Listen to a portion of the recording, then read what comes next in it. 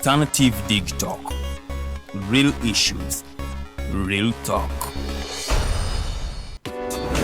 Looking for a pair of shoes? Let's Up Stores has a wide range of selection for unisex footwear. We have the best quality of all brands at pocket-friendly prices, and we make deliveries countrywide. Just place your order or reach us on 0772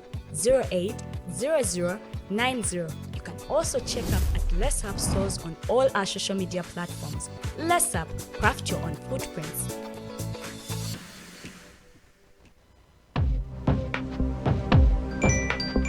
Go to the church, though. Tawali man, what's up? Man, can you imagine people just dump everywhere? Someone drinks water and throws the bottle wherever. Come on, Rogers. What else do you expect people to do with an empty bottle? Simanya now, do you know that plastics take at least 450 years to decompose? What? That's a long time. Exactly. Because plastics are made out of a lightweight and flexible material that doesn't decompose easily.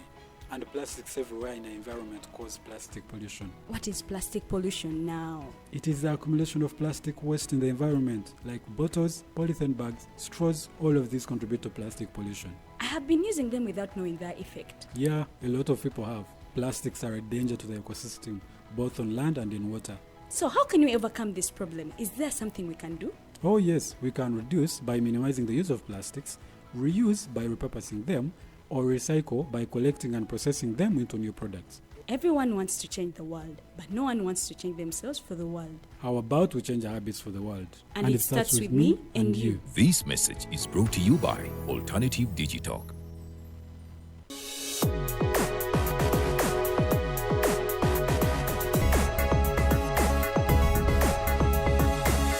The Alternative Digitalk.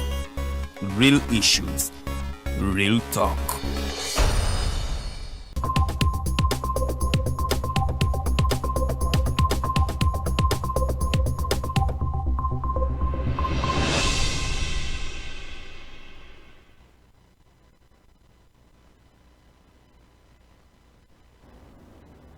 Kusaawe muko akaita keddakiika nnya zokka nkubuuzaako enajjo sinzidde okubanga otulaba akawungeeza akalungi erigwe munange atwegaseeko akaseera kano program gy'oli mu kulaba The Voltage gaba amasannyalaze gennyini lunaku olwokuna ebasaawe mu yakawungeeza okutuuka ku ssaawa 3 ez'ekiro. Nze omumbejja luwedde Lilian okubanga ngikutuusaako era nga mu studios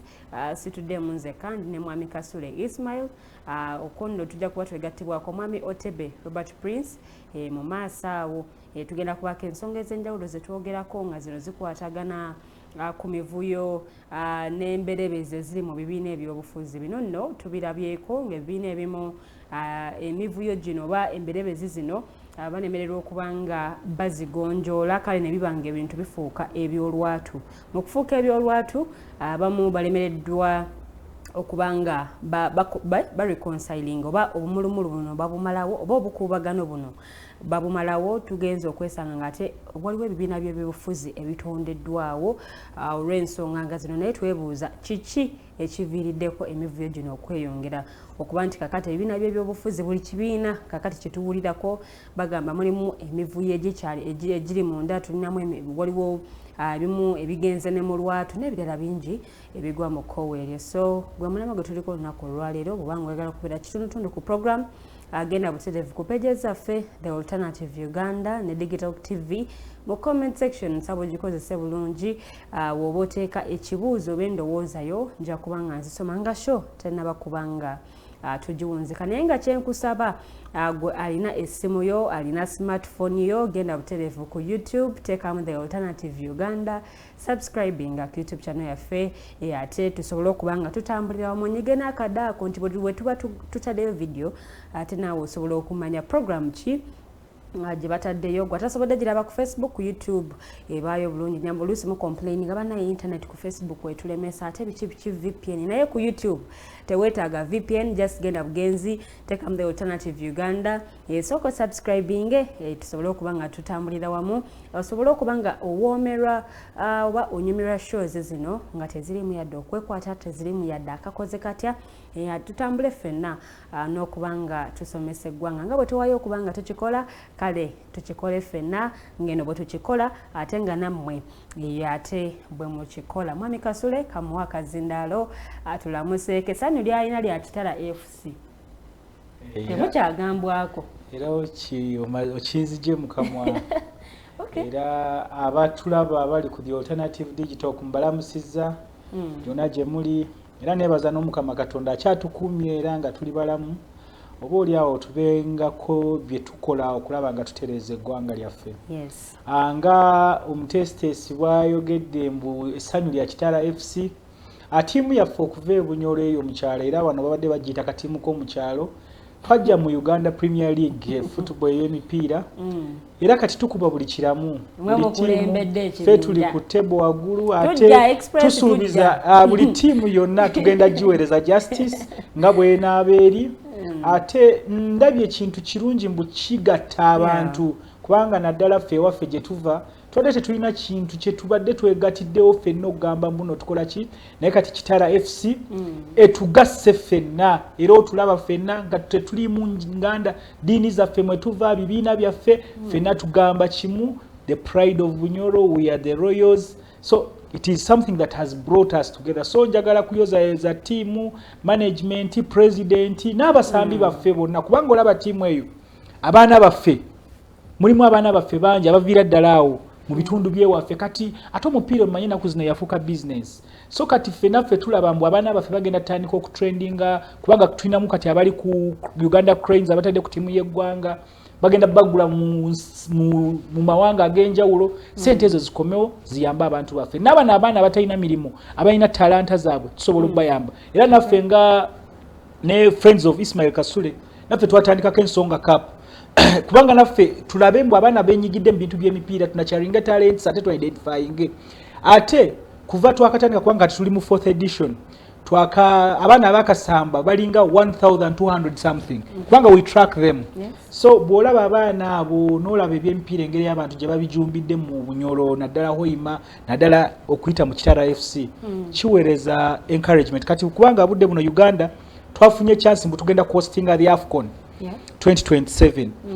so ebyo byonna kati budde buno Hoima it was one of the areas eyali identified okubanga efuna international stadium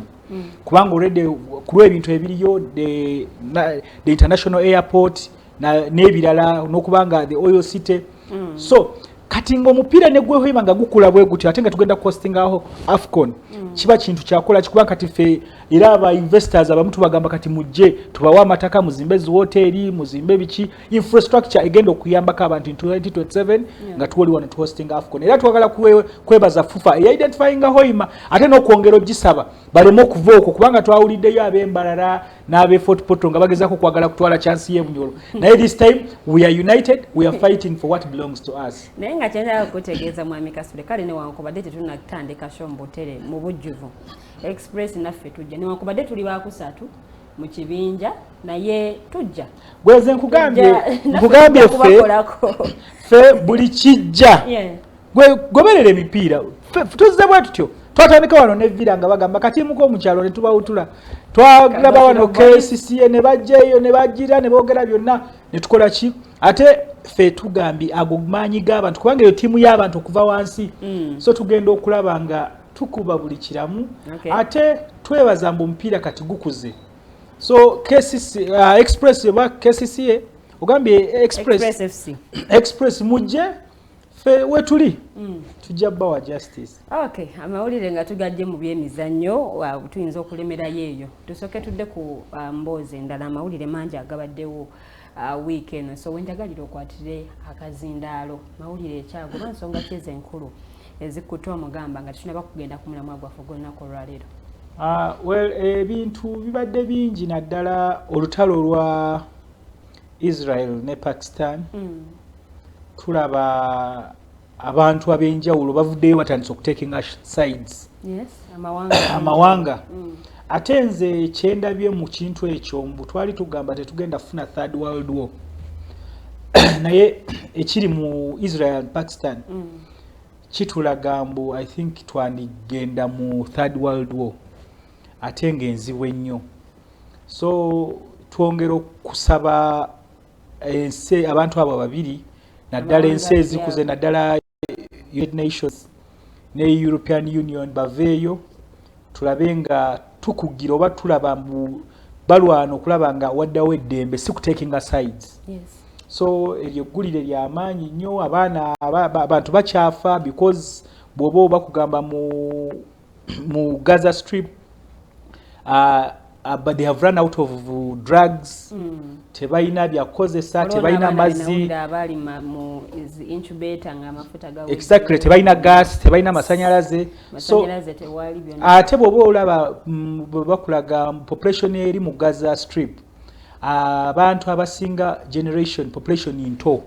So mulimu baana bato, mulimu bakyala, so abantu abo Gaza Strip ntono nnyo bweti ne bagamba erimu abantu population eri obukadde obusoba mu nemu bubiri, naye abasinga obungi mu bo baana bato. So really kintu kya nnaku era twongera okivumirira kubanga zino nga bali baziyita entalo z'eddiini. This is not about religion.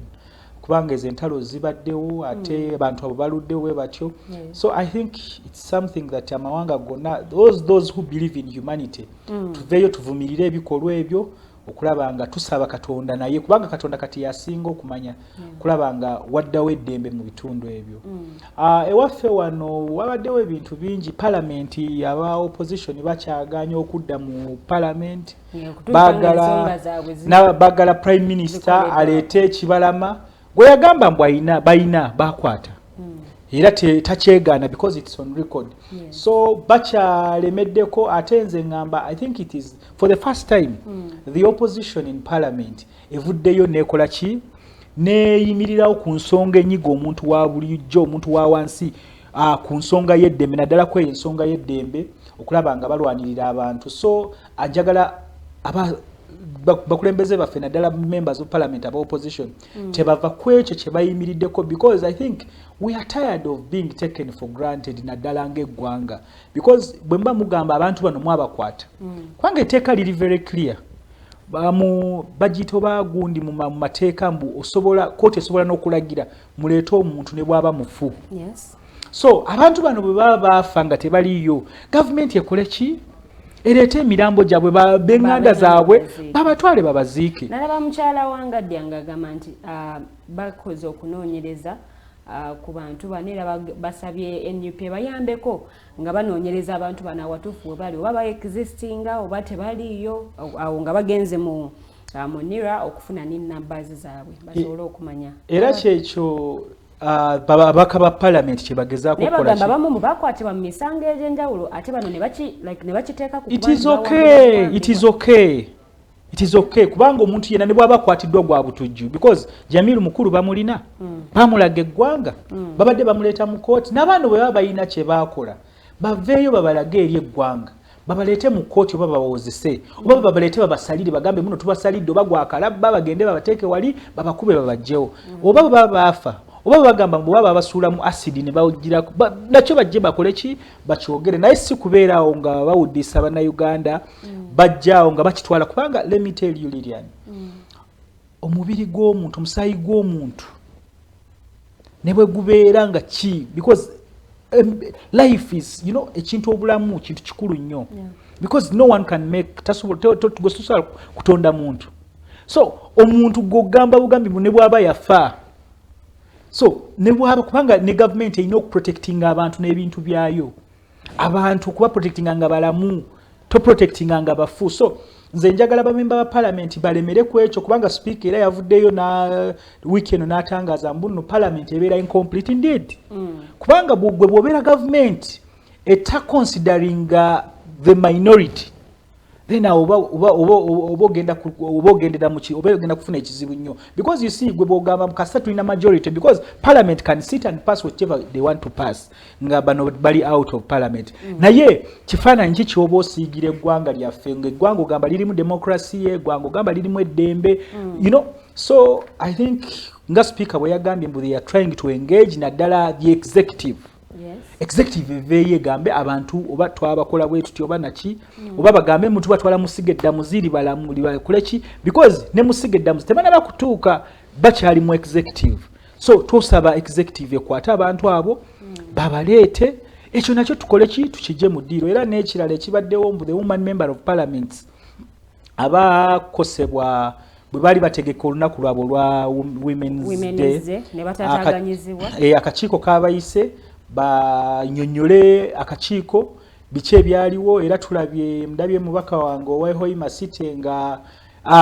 bakwita kumwenya kumunye bakwita batya koza kumunye oba kaaba yes kulaba kubanga ye abadde anyonyola nga agamba buli bwabeera ku parliament n'alaba those women in uniform najjukira kye baabatuusaako nalabyeko mubaka we nzit mawogola not south bonna abakyala bo babaddeyo mu parliament mu kakiiko ako nga nabo bawa ensonga zaabwe engeri gye banyigirizibwamu engeri gye bakwatibwamu exactly because me I was with the honorable Nyakato in Hoima ngeri bwe yali organizinga events activities ze naye n'olabe amaanyi ge baakozesa ne bakuba abantu ne bakola ki so parliament leero evuddeyo ne baba meetinga katusuubire report enaava mu committee ejja kuweereza recommendations ezigenda okuyamba abantu so that such things bireme okukola ki so nze ekinsanyudde mu weekend mbu I think that we are taking a very center stage eyokulaba nga twogerera ku ddembe ly'obuntu because you see tubadde tu celebrating our independence the other mwezi guno gwe tubaddemu abalwanirira independence bali tebalwanirira amasomero malungi nze bulijjo ekyo nkyogera bali tebalwanirira malwaliro malungi because byaliwo naye bo kye baali baagala eddembe lyabwe lireme okulinnyirirwa nga kye baagala bakole ebintu byabwe mu ggwanga lyabwe nga teryakola ki so kati na wano bwe tuba tulaba eggwanga engeri we tuli n'otunuulira mbu omuntu takyayina buyinza busobola kwetengerera oba kukola ekintu kye nga tebamukomyeko n'olaba wano the other week tubadde celebrating independence nga former presidential candidate ngate president w'ekibiina ekisinga obunene kya opposition the honorable Robert Kyagulanyi Ssentamu engeri gye bamujja ku nnyonyi n'olabira ddala mbu kati budde buno weekend gye tulimu mbu nga parliament bannayuganda nga ebitongole byonna nga debate eriwo ya ddembe ly'obuntu kiba kintu kikulu nnyo naddala mu gundi yaffe ya demokrasia so I think all of us as Ugandans joining that debate okwensuringa that tulwaniridde eddembe lya buli munnayuganda buli munnayuganda awulire nga yeeyagalira mu nsi ye ng'ate takoze eki takwatiddwako kubanga abana abasajja baba batugamba mbu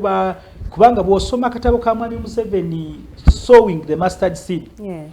n'osoma n'akatabo ka Pecos Kuteesa ne bw'osoma obutabo bwabwe bonna abajaasabo ne Kyaligonza Jeno Kyaligonza bonna bakugamba ekyabatwala mu nsiko kyali kulwanirira ddembe lyaki eba Pecos Kuteesa yakugamba yali kubanga Mwami Museveni engeri gye ya treating wa road block ekireka okitegere skate nga the same things kubanga tebagenda mu lw'amasomero tegaaliwo amalungi naye bo bagamba eddembe ly'obuntu lyali likola ki ne Mwami Museveni n'akugamba mbu yakola ki ne Dr. Besigye akugamba engeri gye ya treating ne bamutwala mu Nile Mansion okiraba so era bwe yavaayo kye yali alina okukola kyalikola ki so I think now it is high time kati naffe bannayuganda tutandika okutunuulira nti eddembe ly'obuntu kintu kikulu nnyo mukyaleetera eggwanga lino abalwanirira independence okugamba mu kuresistinga kyaleetera bano abagenda mu nsiko mu gw'ekinaana tebagenda mu nsiko mbu oba kikwanga n'akalulu tekabbibwa naye eddembe lyabwe lyali likoze eki lyali libaggiddwako so naffe nga tuli wano nga tulaba mbu abantu osobola okubeera nga oli semaka ng'olina famire yo ne bagijjako eddembe ly'okubeera ne taata waabwe okumala emyaka 4 emyaka 3 nga tebamanyi taata waabwe gyali at least baweereze eri eddembe baziike omuntu waabwe bw'aba yafa so nze neebaza nnyo mbuno bye bintu ebibaddemu mu wiiki eno era that debate must go on tulabe nga tulwanirira abantu baffe bonna nze nkugambye ne bwaba kubanga budde buno bwe tubeera mu studio muno n'olaba ng'omuntu bagamba kubanga kati olaba nga wano mu Buganda ddala wano emakindi wano we tutudde the NRM are the minority nga ba Otebe abo nze nibwe nsanga Otebe nina okulwanirira that minority eyo y'Otebe eyo ukitegeera naye ayinjoyinge his right okwambala t-shirt se kya yellow abeere omwo kubanga kyayagala abeere n'eddembe lyekyambala nga teri amukutteko era bwe nsanga bano abaffe ngaffe abagezaako okulaba nga tukyusa eggwanga lino nga bagezaako oba okukubamu oli ejjinja kubanga ayambadde t-shirt kye ekya Museveni ne bw'aba tategeera kiki kyayambadde naye abeere n'eddembe lyerikola ki erikyambala t-shirt kye mukola ki so nga tetunaba respectinga ddembe lya minority tetusobola kugamba muntu tugenda twala eggwanga lino ku gundi eya demokrasia. So byebadde mu wiiki era twongera okusaba mbu abantu eyo debate egende mu maaso. Okay. Neyanziza nnyo mwami Kasule akazindalo kankaweereze mwami Otebe asooka alamuse ku batulaba era akwatirawo wennyini w'ebyo ebikoze amawulire. Abatulaba era batugoberera bulijjo balamusira ku basebo ne banyago temujjangu oku kulaba nti programu yaffe no the voltage egenda mu maaso wuki ewedde saasobola kubeera wano twali mu nteekateeka y'ensinkano omukulembeze w'eggwanga so nali engaged nnyo asobola kukikwasaganya. Bannamashinde mbalamusizako mu ngeri y'enjawulo ensonga tugikwase n'amaanyi tutambulire awo kikulu twagala mirembe ke kaluwa akalungi ebiseera ebisinga. Mwami Kasule era omuze gwabwe nga bulijjo bukimbabuukira kibuukire kati simanyi oba esaato be musanyusiza nga just akiyita ekiti-shirt oba ki naye bwe twabamanyiira bo babeera mukwemulugunya buli kaseera. Nebaza ne management ya Digitalk waliwo ekipya kyendabyawo kinsanyusiza badde mpitawo nga ndakonzibwawo ekintu kitambula bulungi so mwebale gundi improvement eyo abantu basanyufu. Pozi ogambeko nti agafudde mu wiiki ebiseera ebisinga nange katandikire ebunaayira olutalo lwa Ukraine ne Russia ate kati lwasirise kakati tuli mu Middle East eyo oluwananda lw'e Gaza luli awo alunyooka.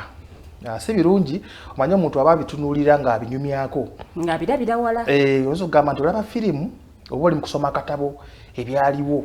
manye edda batusomesanga oguwudde engero nti Wakayima yali mugezi nnyo nakola kino nakola kiri naye nga mutuufu ogenda kukyefumitamu ng'omaze okuwuliza olugero olwo ng'olaba lugero tosobola kikola kati ekimu entalo kati osanga nti bannayuganda tubaamu n'enjuyi nti nze ndi wa mu Russia nze ndi wa mu Ukraine nze ndi mu Israel naye bwe kituuka wano so bannaffe abo tulina okubasabira tobaako na side tulina okubasabira tubateeke musala zaffe kulaba nti batuule ng'ekintu ekikulu bateese kuba hisitole waabwe muwanvu tasobola kugwawo mu kulwana ate n'amawanga amalala gundi nga gundi ga foreign powers galekera okukola ki okulukumamu omuliro newankwadde nti buli lutalo lujja buli omu aba ne interest ye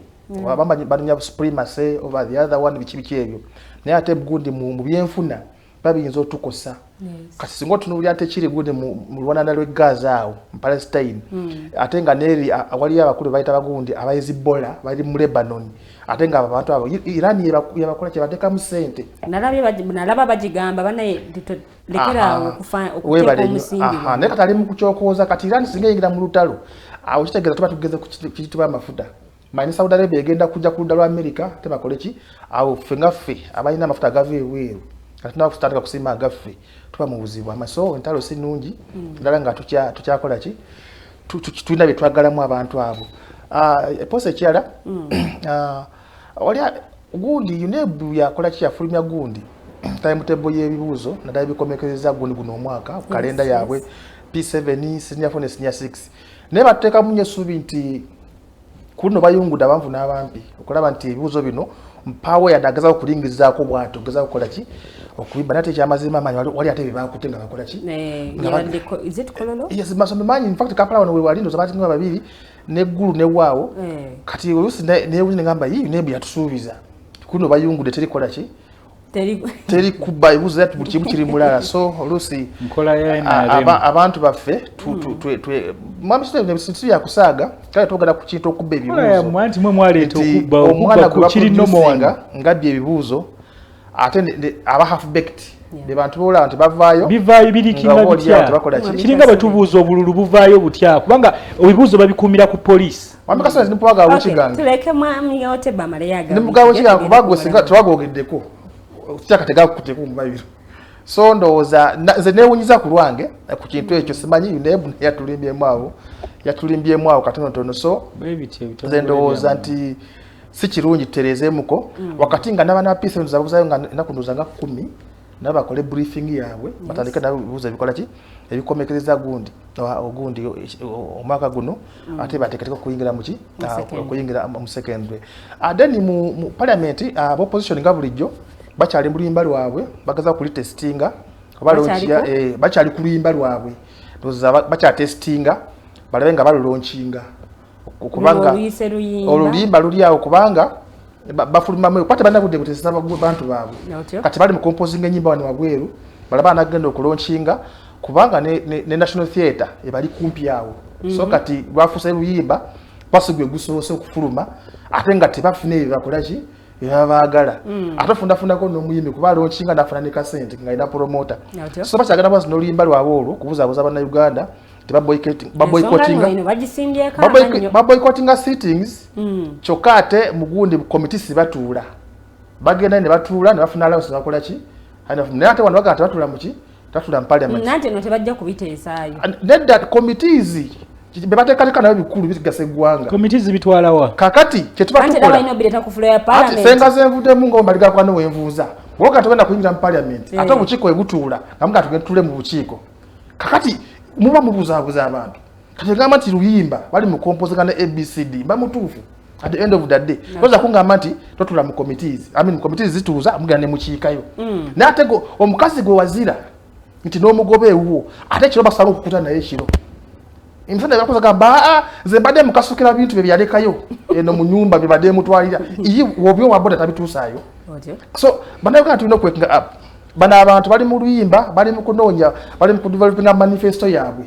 naye abantu ensonga gye bataddeko gye basimbyeko amannyo y'abantu bano abazzenga babuzibwawo babanja abantu ab'enjawulo electoral commission yatuwaako amanya g'abantu abe baali bazudde wabaawo human rights ne wabaawo 18 be bagamba nti bo bakyabanoonya tebanaba kubanga babafuna kati bano nabo be babanja 18 bababawo baba babuulire we bali eyo boycott gye bakola sigwe gusoose naye yali eyirizeko fruits d bali bakifunye muddi bali wano tulinze neriko tulawo benava mwe anti kakati nedda sibwe kiri eyasooka bagamba nti singa tebafiringa balanise wanyana tetugenda kudda mu parliament batula mpaka amateeka gakologwayo baya bakana ne beyimirwa ne bavaayo so si tebagubira pressure y'abano okuva mu parliament okutuula bano abaana be baliko balipiddeko bulipizi human rights gundi commission yavaayo nerambika bulungi n'abantu be mwatuwa batwebalama era we baamala omukyala Wangadya nebamugamba Wangadya tibibintu bali tukusuubiramu okolera ligimu eno oli kasente kakasaala nengamba Wangadya mukyala munamateeka edaali aliko tulina okumuwa ekitiibwa kuba atula mwetwakete edaali aliko ndoza atula negundi ku high court oba n'okusukkawo sikoze eki zigize kati mugamba nti temukeesiga ate ne mutwalayo kati end of the day mugamba twali tunoonya kubalabisa wano omuntu aliwo nga mubatwalira temugamba munaye tugeze wa Wangadya tubalabise anti katere gye bali era balina okudduka that's wrong wali nnyo bifo birala ebiriwa gye bali bayinza kudduka kati kano kakiiko kaddembe ly'abuntu tosobola kuŋŋamba nti tonna kyosuubirayo ate n'obatwalayo omukazi n'alambika bulungi nti Manchester mwaleeta amanya weegati ne nammwe abantu be mwatuwa baagana okukolagana naffe nini kuba mukyala we Nansana bwe batukayo nawo ne bakuba essimu nga takyagikwata ne bakyuse n'agikwata nategera nti bibbo n'ajja kaputudde okukubuzaabuza abantu kati baliwo ne bakolawo ki ekisooka ddala Bannayuganda kye balina okumanya opposition eba teri mu parliament ekola ki parliament etuula naye era wabaawo ekibulamu bali bakozewo ki because nabo balina be bakiikira however much nti webale nnyo okusinga ku bano webale nnyo soka tununde ogundo mulimu gwa parliament ogusooka kwe kuyisa amateeka abali basobola okuyisa amateeka kuba gundo olikola mu oludde tugiweza ekyokubiri kulondola emirimu gya gavumenti tusobola okugirondola era nabano bakulaga obuzibu buliwo temukiika mu bitundu era nabo bakulaga obeera mubaka wa parliament teeka lyokola lya ggwanga lina si ya constituency okulondola emirimu gya gavumenti nze mmera njagala bwamba yabe makindi nawe nkoma okukola ki okugira okulondola emirimu gya gavumenti kugundi ng'omubaka wa parliament era tekigana genda mu constituency ya munno kwaye bayisa egundi y'amasomero batula mu committees singa bagamba nti committees ezo buli omu abeere ku kakiiko aka ne babagabanyamu gwe batakola ku gavumenti gwe batabenjigiriza naye ng'ate okiikawa butambala naye ngwena okugenda waffe busi okole ki olondole amasomero agakola ki agaliyo so bano balaba tebanakyakola kikyakola basirise nnyo tewali kigenda mu maaso tewali ki katagamba katugirwa akayimba kakyo kola nti gundi Mathias Mpugo w'ekitiibwa kimutuddemu era gasooka nadduka manye teyabimanyira ebyo ebyagundi ebyo ebyobufuzi by'okukola ki ebyagundi fayase era kakimutuddemu Yoja kuwa taso kogera. Speaker is deputy alimba simusika nako. Nate nagenze njogera mukoko naye nanga mate bitu bya Jitadde. Kati ataso kufanya kati jangu kaya gambe bali mukogereze ono nabyegana anda gamba naye ate nagenze ko mu office ye nangamba yabikoze eki yabiteyo twali kipya kigenda kuvaamu era minister agenda kujagula report ya bulijjo ye babagamba nti abantu bamwe abasinga babano bali batwabata ku beyo bano tukyabanoonyerezaako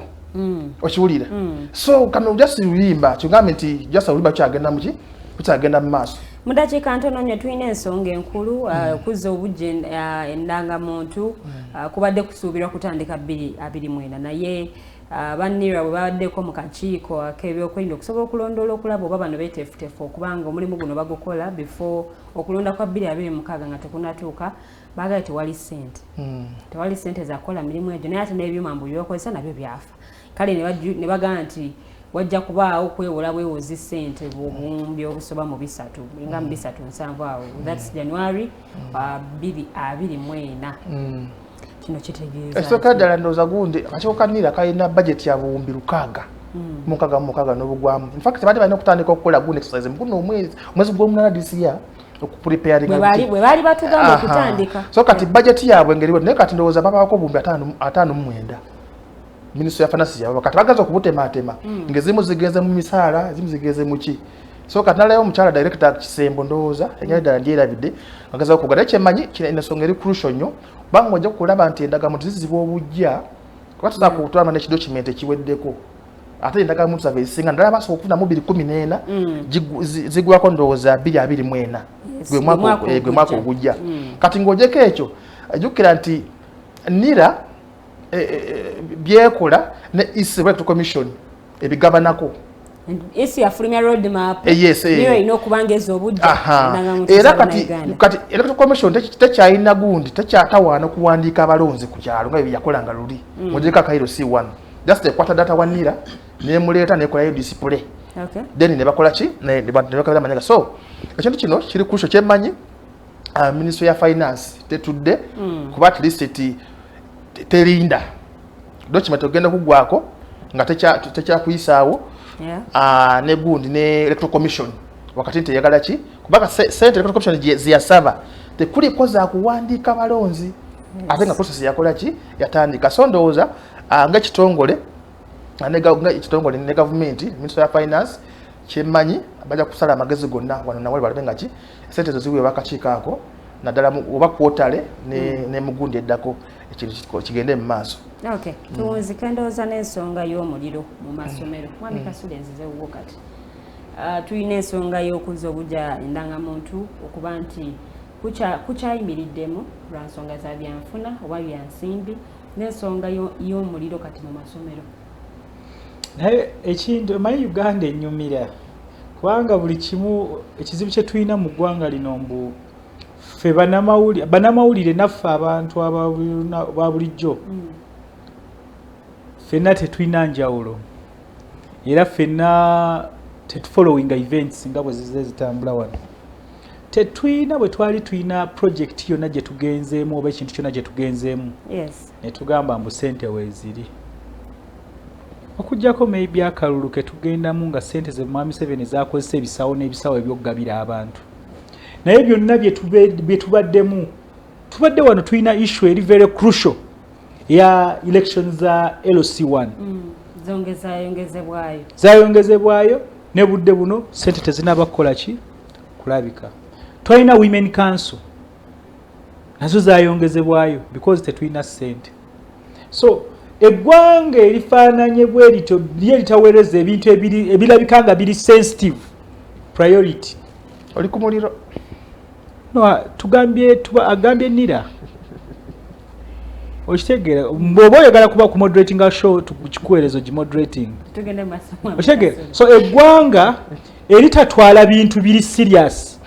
because you see nagina emiriro gye mwogerako tolina bw'ogenda kunoonya bantu abakoze ebintu ebyo nga totaddemu bino ebintu kubanga eno process ey'oku-identifying abantu ey'oku-registering abantu gy'osobola okutandikirako because we are doing these things electronically gy'osobola okutandikirako kunoonya all the culprits oba ba criminals abakoze ebintu ebyenjawulo. Tuzze naawo obutemu obuze bubaawo ng'abantu bakola obutemu batuusa abantu kuba nabo obutemu ate nga bakozesa emikutu nga bakozesa enjogerezeganya zino ezakalimagezi masimu n'ebirala naye ng'abantu abo tebasobola kutracingibwa naye nga tulina essimu ziri registered abantu abo baali registered ne weebuuza omuntu abadde atya n'essimu eri registered naye ate nga tasobola kutracingibwa. So kati ng'olina gavumenti ekyasaagira mu bintu bwetyo togenda kumenyawo bumenyi bw'amateeka nga bo priorities zaabwe ziri mu bintu birala mu ssente zetugenda okugulira mu kasente nkusaasira emmotoka ze ziriwa mu ssente zetugenda okuweereza buchaman ze ziriwa mu ssente Otebe zagenda okugula mu t-shirt zino eza yellow eziriko ekifaananyi ekya muzeeyi oba ekya Museveni ze ziriwa ezo zo tezibula naye ebintu ebiri crucial. So toyina bwogenda kulwanisa butujjuba n'abakuba abantu mu paaka nga totegedde era buli kintu ojja kujjanga ogamba ADF. Bataddewo ebisonyiwo oshege buli kintu ojja kujjanga ogamba ADF because toyina engeri kubanga ebintu ebyamaanyi ebiri n'enkizo gwe tobiwadde makulu gwe ebintu byowadde amakulu byebintu ebitakola ki. So nze tuzze wano nga twogera buli lunaku nga tugamba institutions wano zonna zaafa kubanga ne bwolaba nira there is no day they will be prepared. Olaba wana abantu badde bayomba ku bintu bya kureplacinga endangamuntu nga ssente zisabibwa abantu ng'omuntu alaba nga logic nga temuli logic yonna nga oli akugamba simanyi osasula ssente bwe ziti okitegeera kati emitwalo 5 ku Munnayuganda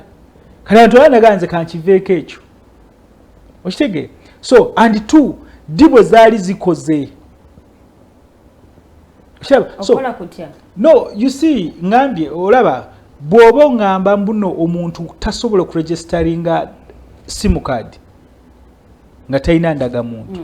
naye ate ng'abantu abazze ne batta abantu ne bagamba simu zaabwe zaali teziri registered because if they are registered that is the entry point okutandika okunoonya omuntu akoze ekintu ekyo oshege twandibadde tetukyabonaabona okiraba. So I think there is a very big problem of gye twakola ki either it is a deliberate move but let's delay this nga tukyalina ebyaffe bye tuyisaawo tukyayagala abantu batambulirawo nga tebalina ndaga butonde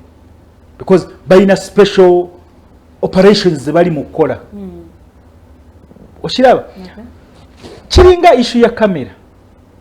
bajja wano ne bateeka kamera naye waffe hoyima kamera gye ziri naye obutemu buzze bubaawo buli lunaku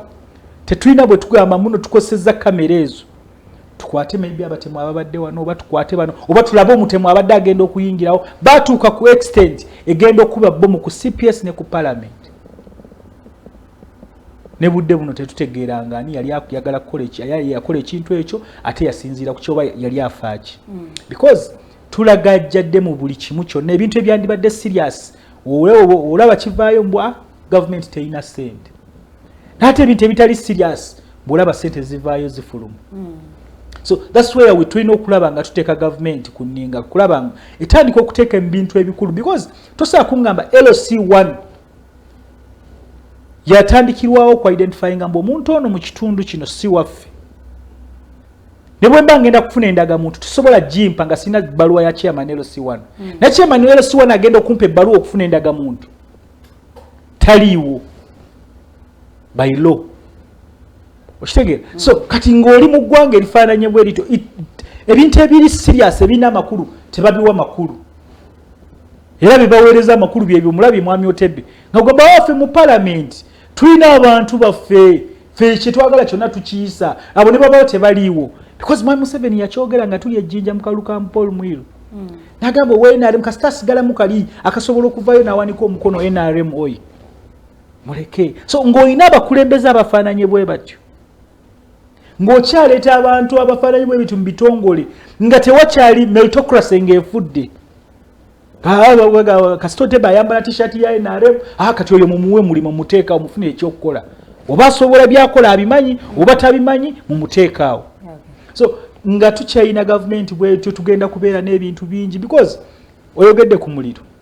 njagala ombuliro kuviira ddala ku buddo emirire egize gibaawo wano ogende ne ku masiro wano amasomero ne juzi waliwo isomero eryajjaawo gundi ziti Kawempe onko njagala obuulire di police bwe yali evuddeyo n'okunoonyereza okuwedde ne batugamba mbuno tuzudde ekintu kino kyaviiridde ku kino rapid response nayo tekoze eki tebaddewo juzi tulabye ngwana emmotoka ng'ejja mu park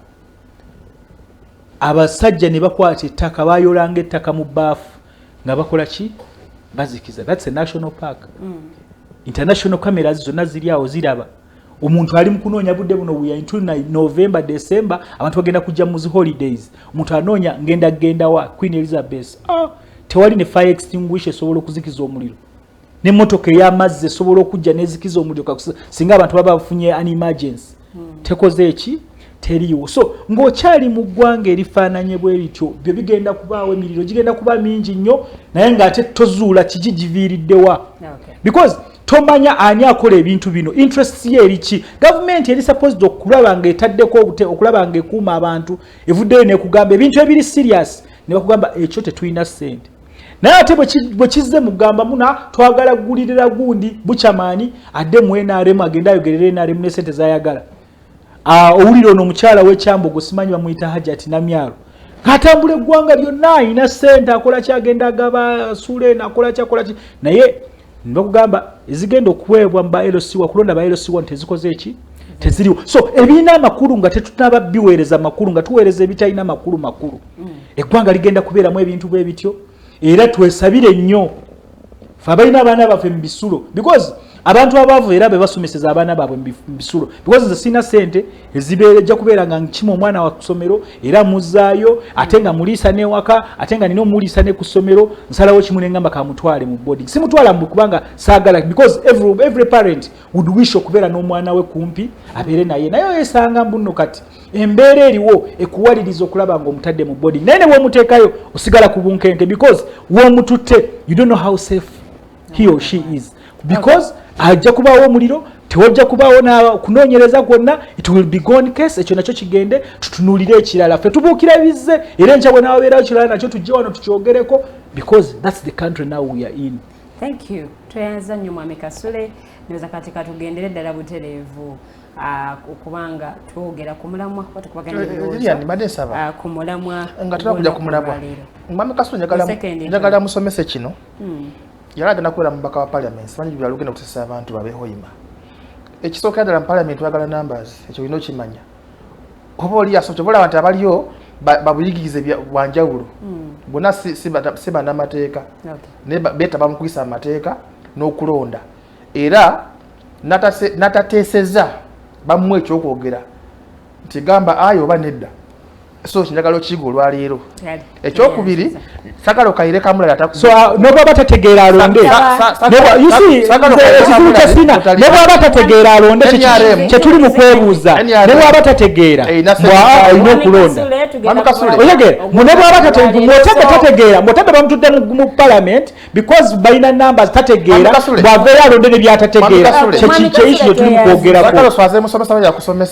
tugambe nobaba tategeera mugolyoke nakyo tukiza bwe wali kusomero twate uliza mbotembe tategeera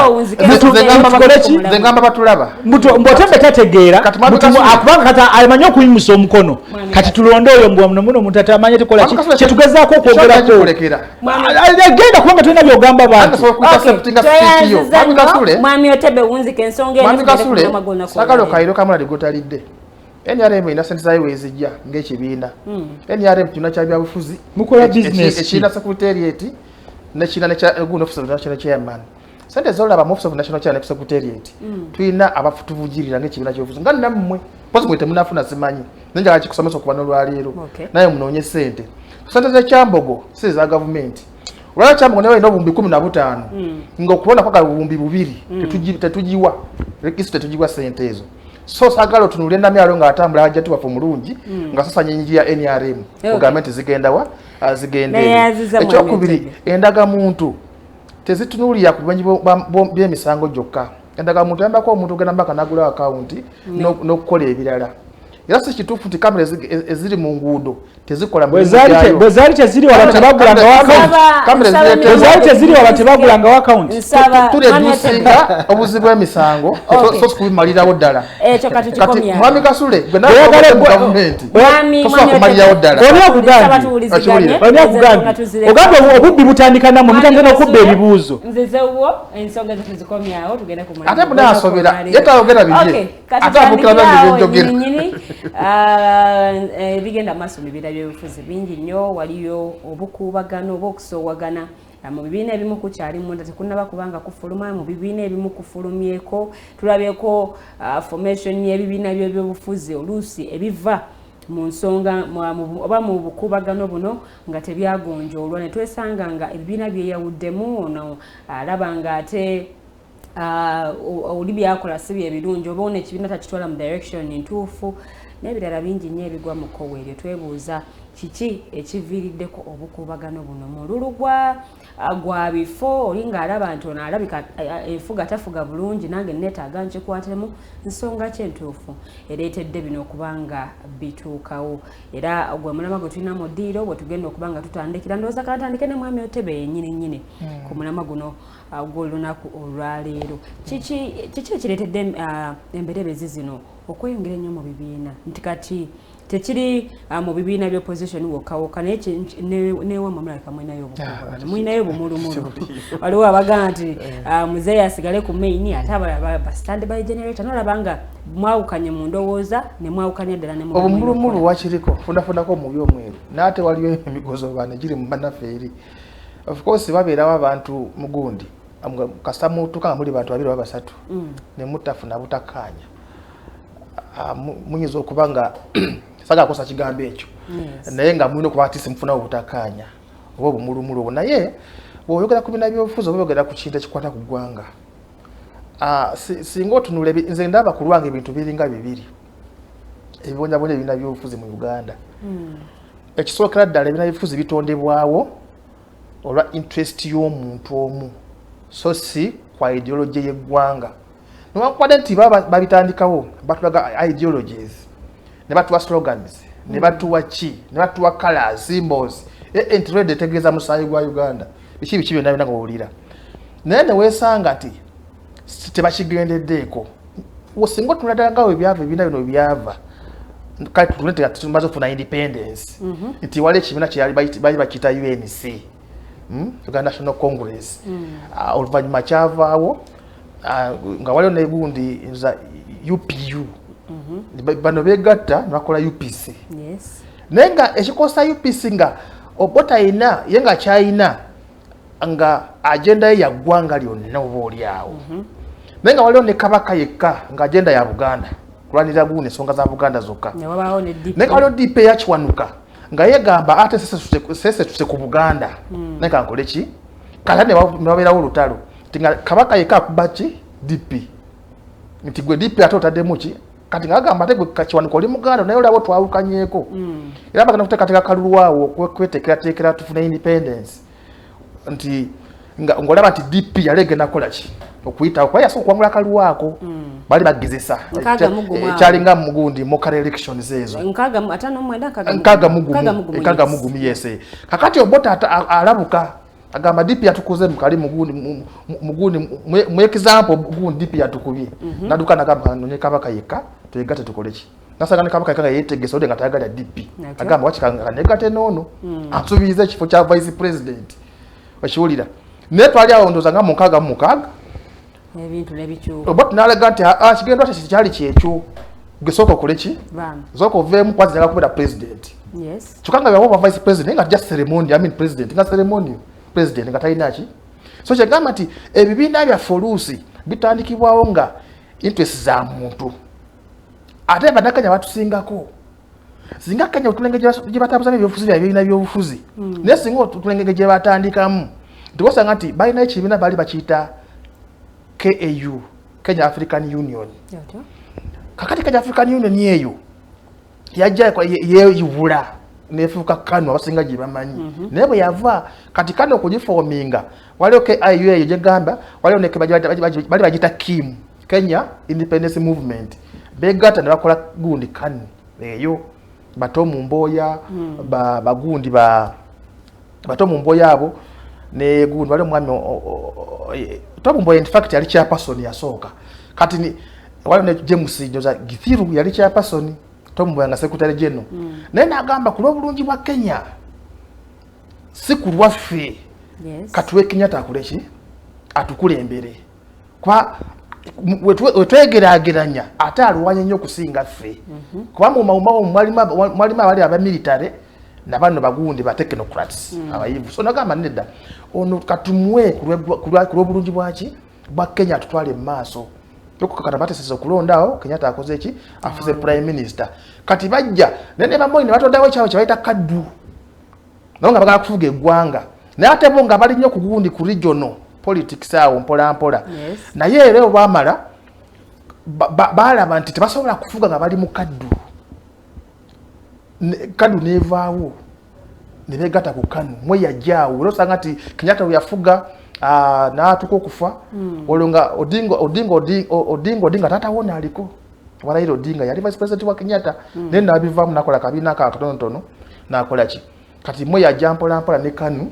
naye nga bazimbira kuki kulwa Kenya ennungi so si kuyonga omuki nga nabo balina ebizibu byabwe naye nga tisi bali batula omulemwa gwe Kenya kati wane waffe kyatulemye nti olwaliro singa omuntu ava mu DP n'agenda mu NRM bweyo baamuguze wa NRM singa ava mu NRM n'agenda mu NUP oyo yalabye ekitangaala obulaba esatimente ebbiri oli baamuguze oli yalabye ekitangaala naye singa obuuza abantu bonna bakulembera ebibiina bano bagamba kirimu twagala kukulembera nga tutekewe embeera eyagaza naye nga si kyekikulu basinga kyaliwo ekityo lwaki bano abantu tebatuula bagamba nedda DP UPC DP biki NUP FDC NT lwaki tetukola mbuleere emu ne twetunulamu muno muna tugamba ani siniya waffe tumuwe akoleki agenda avuganye ne ba NRM okitegeera kulw'eggwanga eki kulw'eggwanga eddungi ekyo tekisoboka wano mu Uganda so kidakyo kyekugambye nti ebibiina by'obufuzi ebisinga na bizimbibwa bitondebwawo kulwa interest z'omuntu nga ki omuntu omu ekyokubiri bannabyabufuzi ba Uganda baavu bonna botunula bonna bakyeyiya okubeerawo simanyi olwokuba nti babaka ku rawundi ya Uganda nti twajja tulina entalo nyingi obwavu buluma abantu kibula gamba nti ono wakyukanadde gamba oyo yalidde yakoze eki yalidde gamba nga mwami Kasule nti NRM ffe tulina sente tusaka twawula gamba nti oli wasala nadda mu NRM yakoze eki yalidde nene osanga nti omusiasi yakyuse bukyusa ku lw'omutima n'agamba nti mutuufu ideology ya NRM ya Pan-Africanism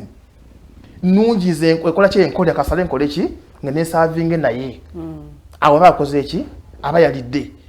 nze bwe mpa nengenda mu NUP ndaba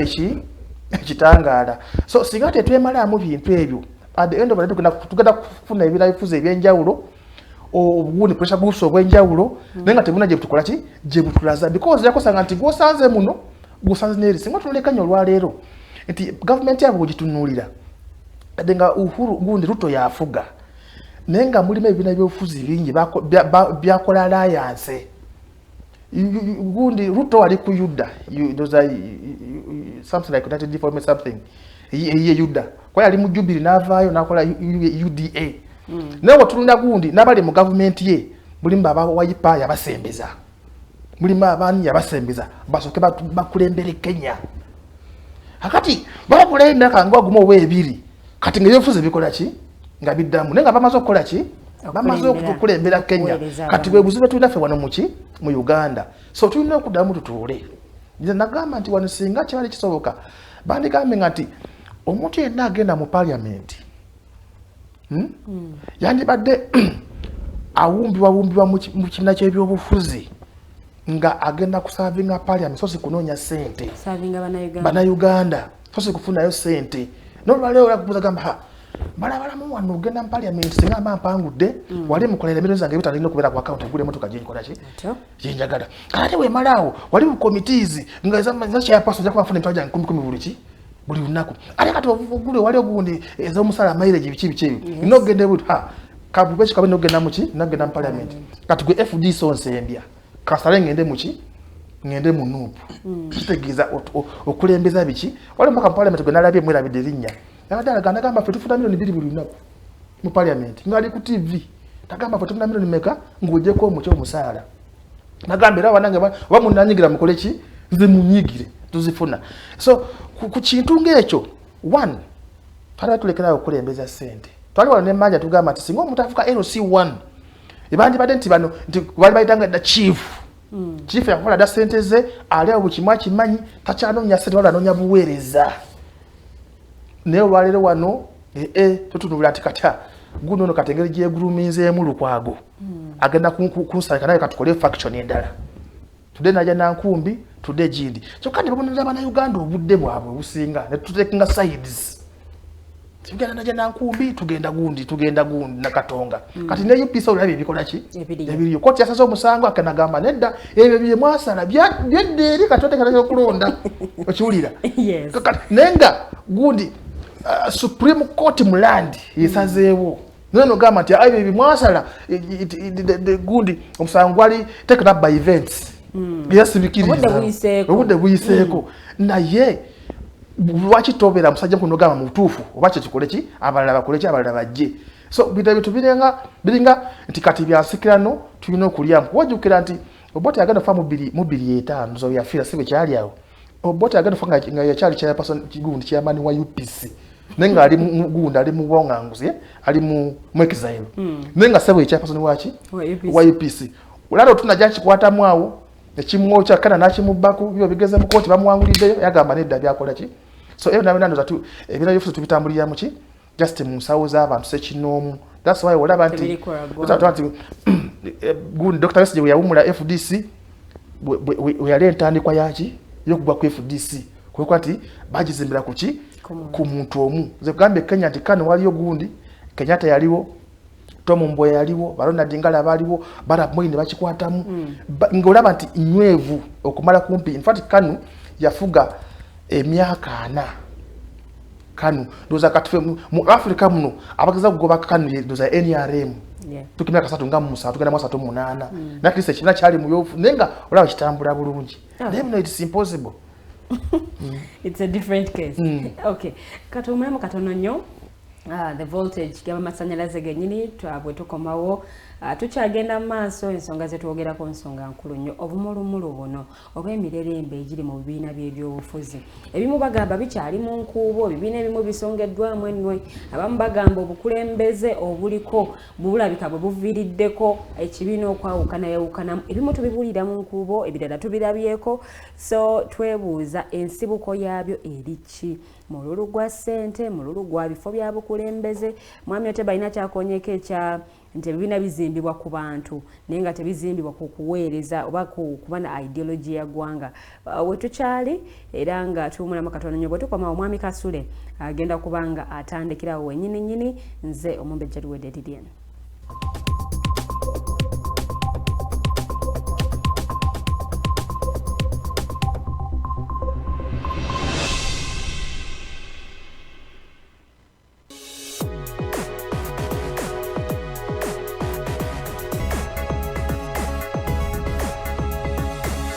The Alternative Digitalk. Real issues, real talk. Are you craving for that special meal that will entice your taste buds and leave you with lasting thrilling memories? Look no further. Spice Island Bulenga has got your answer. Natural, fresh and delicious juice, the best meals. Don't miss our daily specials from Monday to Sunday. Pizza Wednesday, Saturday Pizza Bonanza, you buy one and take two. Come dine with us and feel the experience. We are located at Prime Shopping Center in Bulenga, Mitiana Road. For inquiries, call us on 0704111720. Spice Island, we treat your cravings. Hi Rogers, can I ask you something? Shoot. What does corruption mean? Well, summarily, corruption is abuse of public power for personal gain or for the benefit of a group to which one owes allegiance. For example, when a public office is abused by an official accepting or soliciting a bribe. By the way, private people can be corrupt too, like bribing police officers to escape fines. Okay. So exactly how does that concern me? Well, do you pay taxes? I guess, yeah. What does that have to do with this? Everything. Because those taxes you pay are supposed to facilitate services you use, like water, electricity, roads construction, medicines in hospitals, name it. Okay, that is much bigger than I thought. But it can be stopped, right? Well, yes, it can, although it may not be as easy as it sounds. And here is the reason why. Corruption roots are grounded in our country's social, political, economic, bureaucratic traditions and policies. So, what has kept it going this long? I mean, why don't we stop it? Well, the main reason why it has been here for so long is because institutions are weak, either as a result of poorly defined ethical standards of public service, weak administrative and financial systems, or ineffective watchdog agencies. What can we do to stop it? At a national level, we must focus on strengthening the independence and effectiveness of public institutions that fight corruption. At a personal level, we must commit to never giving a bribe. I promise I'll never give a bribe. Well, that's a great decision you have made. Me and you now have to spread this message to all our friends. If we all do our part, corruption will be no more. This message is brought to you by Alternative Digitalk. Looking for a pair of shoes? Les Hub Stores has a wide range of selection for unisex footwear. We have the best quality of all brands at pocket-friendly prices and with neck deliveries countrywide. Just place your order or reach us on 0772 08 0090. You can also check up at Les Hub Stores on all our social media platforms. Les Hub, craft your own footprints.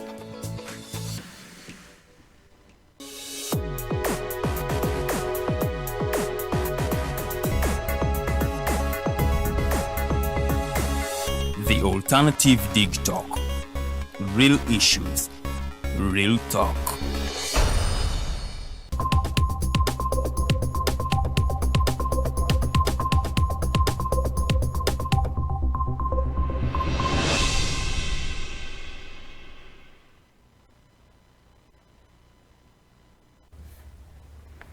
Ku ssaawa 2 ez'ekiro ky'olunaku olwaleero kwakayitako eddakiika 3 zokka nze omumbejja Luwedde Lilian nkubuuzaako gwe ayakatwegattako mu kaseera kano the voltage g'amasannyalaze gennyini ye program gyogenda maaso n'okuba ng'olaba era nga tubeerawo okuva ku ssaawa 1 yakawungeezi okutuuka ku ssaawa 3 ez'ekiro buli lwakuna sobeerako buli lwakuna tutambule nga ffenna ate nga tukubaganya ebirowoozo ku nsonga ez'enjawulo zotasaanidde kubeera nga osubwa kakubeere okubuusa amaaso tuli butereevu ku peje zaffe the Alternative Uganda ne Digitalk TV ku Facebook gy'emikulu kusobola okuba nga otufunira live so nga ate ku YouTube tuli the Alternative Uganda nsaba busabi bambi subscribing ku YouTube channel yaffe enyiga akadaako ate nti buli bwebaba bataddeyo video yonna osobola okubeera nga naawe ojota buliro oba nga ate ogiwoomerwa bulungi nnyo so tegeeza n'omulala ategeeza omulala nti ne ku YouTube kwe tuli nnyo asobola okuba nga tugoberera tuli mu kukubaganya ebirowoozo ku nsonga ate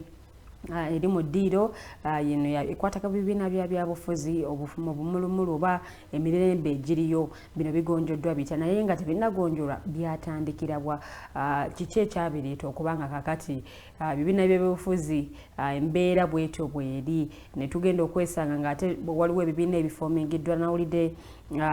ab'ekatonga bagamba nti bagenda kwebuuza ku bannayuganda oba nga beetaaga okukola ekibiina ekyabwe kale najja nankumbi bagirekere obukulembeze obuliyo n'abaayo babaleke emirimu gyabwe bagitambuze bukwaku naye mwami Kasule awo wenyini wensaba okwatire obuzibu buno buvaawa mululu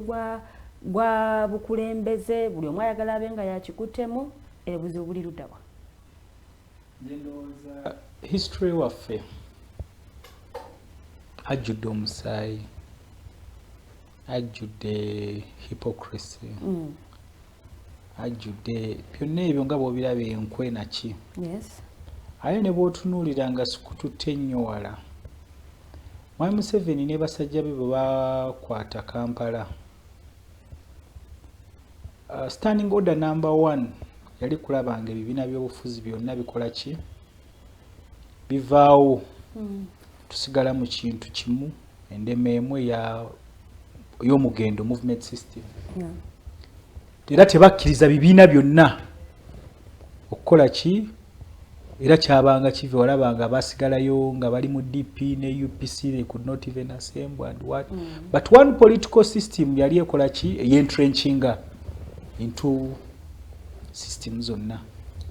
era akadde bwe katuuka because of different things abalala bagamba pressure international community naki ne bagamba kati ebibiina by'obufuzi babitadde ebibiina by'obufuzi kati mugende mukole ki muzimbe kubanga omulimo gw'ebibiina by'obufuzi gusookera ddala kwata bukulembeze kati ono kubanga kino ekibiina ekya movement kyali kyentrenchinze ekyafuuka NRMO What is standing for what? NRM organization something so mbubo kubanga kati bw'otunuulira kubanga today ebibiina byoyogerako environment gye byoperatingiramu efaanana etya bikkirizibwa okuvaayo ne bikola ki because olaba this public order management act it did not come in good faith yajja kulaba ng'ekugira ebibiina bino kulaba nga tebisobola kukuŋŋaana kulaba nga tebisobola kuorganizinga so ebibiina by'otaddeko n'ogamba muno tubatadde mugende ebibiina by'obufuzi byonna waliwo democracy mugende muzimbe mugende mukole ki nga tobawadde mwagaanyi okulaba nga basobola okuzimba because you see when these political parties cannot kuvaayo ne bazimba ne bisigala okubeera ku headquarter ebintu bwe biti bibaamu naye bw'oba obikkiriza bigende bizimbe ng'ekibiina kizimbiddwa okuva wansi paka waggulu bulungi nga waliwo systems nga zikola ne webaawo ensonga eziriwo zisobola okugonjoolwa through those systems but you see gw'omuntu omu atakkiriza bibiina okugenda okuzimba ate you are the destabilizing factor because bino byonna biviiridde ku ebibadde mu FDC nga waliwo ekibinja ekimu ekigamba the dirty money and what and this is not new mu FDC because that aspect of money ebadde ejja every time FDC babadde genda mu internal elections zaayo naye ate nga ne ssente ze bagamba weziva wetulina okunoonyereza why is it that all the time money is coming from that place okitegeera ate gwe mwe mugamba twateekako eddembe ebibiina bigende bikola ki ate gwe obidestabilizinga because you see what dictators do one create suspicion amongst these other organizations kati bo they bring in their money ne bayitaye ne bagamba kati olaba Otebe tumuwadde million 3 ne bagenda ne bagamba oli Otebe gwagira naye mbwaki kati they creating that wera walaba kino ekintu kya mall spies and what actually it is general muntu one time eyagamba mbu you see if I was a spy no kuntegera temwandikoze eki temwanditegedde mbu am a spy because a spy obe mall the moment he or she is identified asizinga okubeera spy but these ones because for them bakikosa era olaba system ekozesa ekintu ekyo era intelligence systems zezitambuza muntu oyo era batandika mpola muntu oyo mulungi singa gwe muleeta gwe tusobola okukola ki because bamanyi bana aba opposition banalaba mbu Otebe nga agamba muntu mulungi then these opposition ones ejaga lwaki agamba mulungi creating that suspicion so nze olaba abadde destabilizing factor ebadde eno system the state era bw'obuulwana n'NRM because if the opposition from 2001 okay 2006 singa twali tulwana na NRMO nga ye tugamba muno tuvuganya nayo singa twagijjadda mu buyinza because obeera wano nga Bank of Uganda eri mu mikono gyabwe bino bya Otebe byakugamba mbu simanyi balina sente zaabwe naki ebyo bineke because you see we know how much money they use in an election. We know how much money ono mukyala gwe bali mu kwogerako ono ali mu kuyombagana ne Frank Gashumba we Chambogo how much money she is using. So it is sent okuva mu state coffers. We've seen abantu nga bavayo baweereza confession. So bwolaba police the whole system ya police evaayo to crack down activities eza opposition political parties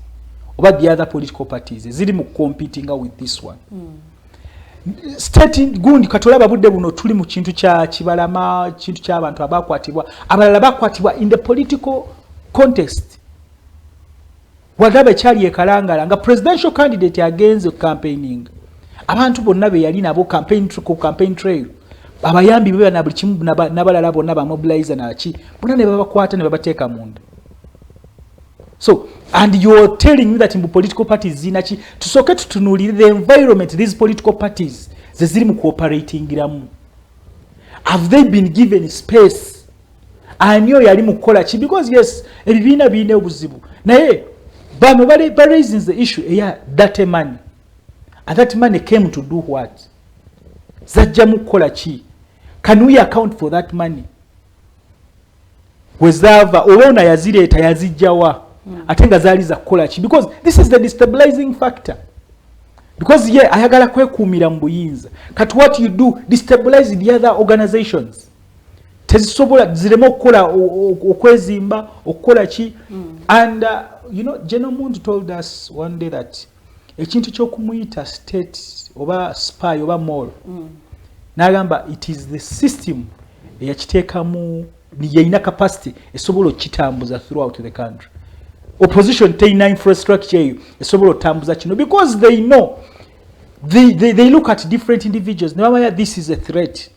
katono tumudestroying tumudamaging bwe tuti ono tumukole bwe tuti bano leka tuba destabilizing bwe ziba sente leka tukozese sente we destabilize them. So that's what is killing our political parties. So abantu fe tulina okutegeera tutegeere omulabe waffe yaani but tunagaana okutegeera omulabe tugenda okubeera wano nga we accuse each other counter accusation call each other moles and whatever oli omulabe waffe ng'akola kiyazimba yenywereza mu ki mu buyinza because he's using the system, he's using the state okulaba ng'akola bino. The money he's using okulaba nga destabilizing these political organizations it is sente za mwiwa omusolo. The police he's using okulaba nga destabilizing these political parties so that they cannot organize, so that they cannot assemble, so that they cannot go and put up their structures. Police yeggwanga okitegera amaje intelligence systems endala zonna eziriwo. So if nga tukyayina systems zaffe zonna ebitongole byonna ebya government nga biri fused in one political thing called the NRMO ebintu bwe biti bigenda okubaawo era ogenda kulaba ebibiina gwagenda kutondebwawo obubiina obwenjawulo na bino biki because people are looking, they are struggling. Where can they go balabe kubanga what we want all of us kulaba nga tukyuse eggwanga lino. The country is bleeding. Oli avaya kugamba simaye katukole because one nga tetuli organized there is no way we are going to change this country. But how will you organize yourselves ngo oyino omulaba akola ki so tutegeere omulaba oyo. Era nze kyovola zinentale ziri mu FDC na ki nze ngamba if the nandalas the you know kiringa story ya Bible ey'omukyala abakyala ababiri abajja nga bagamba nga bakayanira omwana kwatire tumusale oliraga kati nsala gibagaye kuba tumusalemu buli omu atwala ekitundu oliragamba bwe kiba kyakumusalamu omwana mukole ki mumutwale obuuyo era oli kabaka n'akozesa amagezi ago n'akola ki omwana n'amuweereza ono ayakola ki yagamba omwana baleme okukola ki omusalamu yali nanyini mwana. So kati gwe bw'oba ogamba oyagala nnyo ng'offe n'ekiruubirwa kye kiriko okulaba nga tukyusa obuyinza mu ggwanga lino okulaba nga tukyusa eggwanga lino tuliza ku track gwe ng'olaba ogamba abagenda mugende katonga bagende ffe kasita tusigalawo nga tulina kino ekyaffe. So gwaba mulabe. So uleka tustuule critically tulabe ani omulabe waffe tugenda kumwenganga tutya kubanga omulabe agenda ku buildingira within a destabilizing within even from outside akozese the state apparatus good institutions as state okulaba nga a cracking down these political organizations ziremo organizing kubanga today bwolaba what is going on in the country tulabye wano General Muhoozi ng'atambula eggwanga nga teri amukutteko tulabye ono omukyalo w'ekyambugu naye ng'atambula eggwanga nga teri amukutteko naye abalala bwe bavaayo ne bagamba puroguramu yaffe ey'okutambula yiino ng'ogenda kulaba enanga ng'avaayo kati bano tubayimiriza tetugenda kubakkiriza tetugenda kukola ki wano juzi Bobi Wine yali ava just ku kisaawe Entebbe tebaamukkaanya na kugenda mu immigration to check out kulaba nga waayo empapula ze avaayo afuluma bulungi bamukonfaminga mbu ayingidde mu ggwanga bamukwatira ku nnyonyi because they had anticipated mbu agenda kubaawo abantu bangi ba disrupting traffic and what so police is ekozesa obwo because ekozesa ebyo ebintu ebiriwo ebijiweebwa mu ssemateeka okulaba ng'ekugira oba okulaba ng'etanga eremesa bano abalala okulaba nga bakola the other political activities so kuno okwerumaaluma oba kuli mu bibiina kuli mu ki because even the NRM you are talking about nga mwami Museveni n'asula nga taliiwo leero n'oyo Otebe toddamu mulaba ng'ayambadde ekyo t-shirt ky'ayambadde leero t-shirt ya mwami Otebe no because the political organization teriiwo it is the system of the state tewaliwo kibiina kiyitibwa NRM otekiriiwo era n'Otebe kyalimu olamulaba badde wanayogera mbu ideology oba ki ne ideology ya NRM you see webali because balaba awo basobola okuyitirawo because bakozesa the system bakozesa Bank of Uganda to enter that parliament you're talking about bakozesa electoral commission to reach the election gye bagamba mbu balina ennamba ezo zeboogerako bakozesa the army and the police okulaba nga bakrackinga down abantu abagezaako kubawakanya so ng'okyayina system efaananye bwetyo so bino ebibiina by'obufuzi byolaba mbu be struggling bikola ki look at what happened in the Democratic Party mwami Museveni yavaayo bulungi n'awandika ne mu bbaluwa gye baalimu ne simanyi ne Norbert Mao shege instead okulaba ng'ekibiina ky'abali kireke kikule yagamba kubanga ono muwadde ssente nemuwa omulimu aveeyo you destabilize awo njagalira okubuuza mwe mu alliance muli bulungi tewaliyo bukuubagano bamberebezi yonna no you see chance Katonda abadde akyatusaasidde mbu omulabe waffe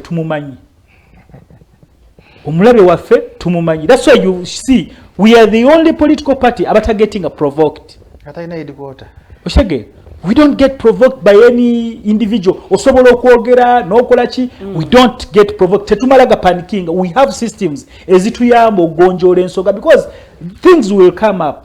mu society erimu abantu ab'enjawulo wabaawo ebijja naye how do you resolve them because twategeera omulabe waffe yaani omulabe w'eggwanga yaani twategeera kiki kye tulwana nakyo tetulwana na kibiina kya byabufuzi kinnaffe tulwana na system state so kati bw'oba olwana ne state olina okubeera very sophisticated mu operations zo and that's where we concentrate tweyanziza mwami Kasule nja kuba nkomawo kojjoli katono nnyo mwami Otebe nzize ewuwo NRM mwe muyimiridde mwami Kasule atugaya NRM temuli nawo mwami Kasule agambye nti abadde ayogera mu luzungu n'agamba nti ANT is the only political party bade nagamba without a headquarter ate nayita emanju what do you understand by headquarter kati temuna bwe musangibwa ani akugambye bw'oba ojjugende nkutwale enkya jangu nkuwe programu nsinkane saawa 3 ate ebigambo byayogedde nga sitaka kujja mu NRM mwami Kasule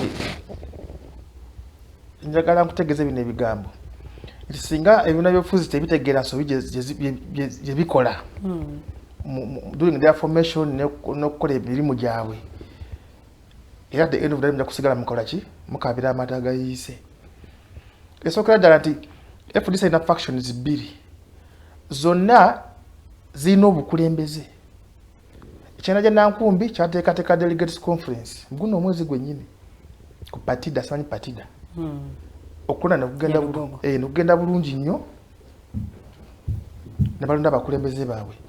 n'ab'e Katonga olwaleero balina titles zibeewa kati ogamba nti activities za political parties ziri suffocated nayo kayina ayogera ona title ya coordinator ANT ebunyoro tusabe producer atuweereze ekyali ekatonga bwe baali bakola ki producer atuweereze ebifaananyi coordinatingira mu nyumba producer atuwe ebifaananyi ekyali ekatonga nga bagamba obukulembeze bw'oyogerako mujja kwekwasa bingi naye nga mukayina ennyumba yammwe temugirongoosezza so obuzibu buli kubbo nze bizibu biri ku gundi abaforminga political parties bo bennyini batandika ekintu kye batategeera ayadde nane manya nengamba singa bakisoboka nitubeeranga mu USA yadde nga waliwo political parties obulalala naye nga tisitulina gundi ebibiina bibiri ebiraninga state ebyobufuzi kwe bitambulira nengamba nti bano singa basobola okwegatta UPC DP biki nezifuuka ekibiina ekyo kimu nga ne NRM weeri tuyinza okuba nessubi netugamba wayi kino kinamaanyi nakino kyamaanyi netuleka okulowooza nti olino wasala nadde eri nti ababa mwade sente kati alliance yakolebwa gundi NRM ne DP alliance ki ne Kasule olwaleero akugambye nti Norbert Mao bamwa sente n'omulimu wakati waabwe yes nze nkwate ekyokulabirako nti Kenya African Union yaliwo ne bakola KANU nga Kenya African Union ebaddewo ne Kim gyebayita Kenya Independence Movement nekino kirala byali bisatu Nairobi something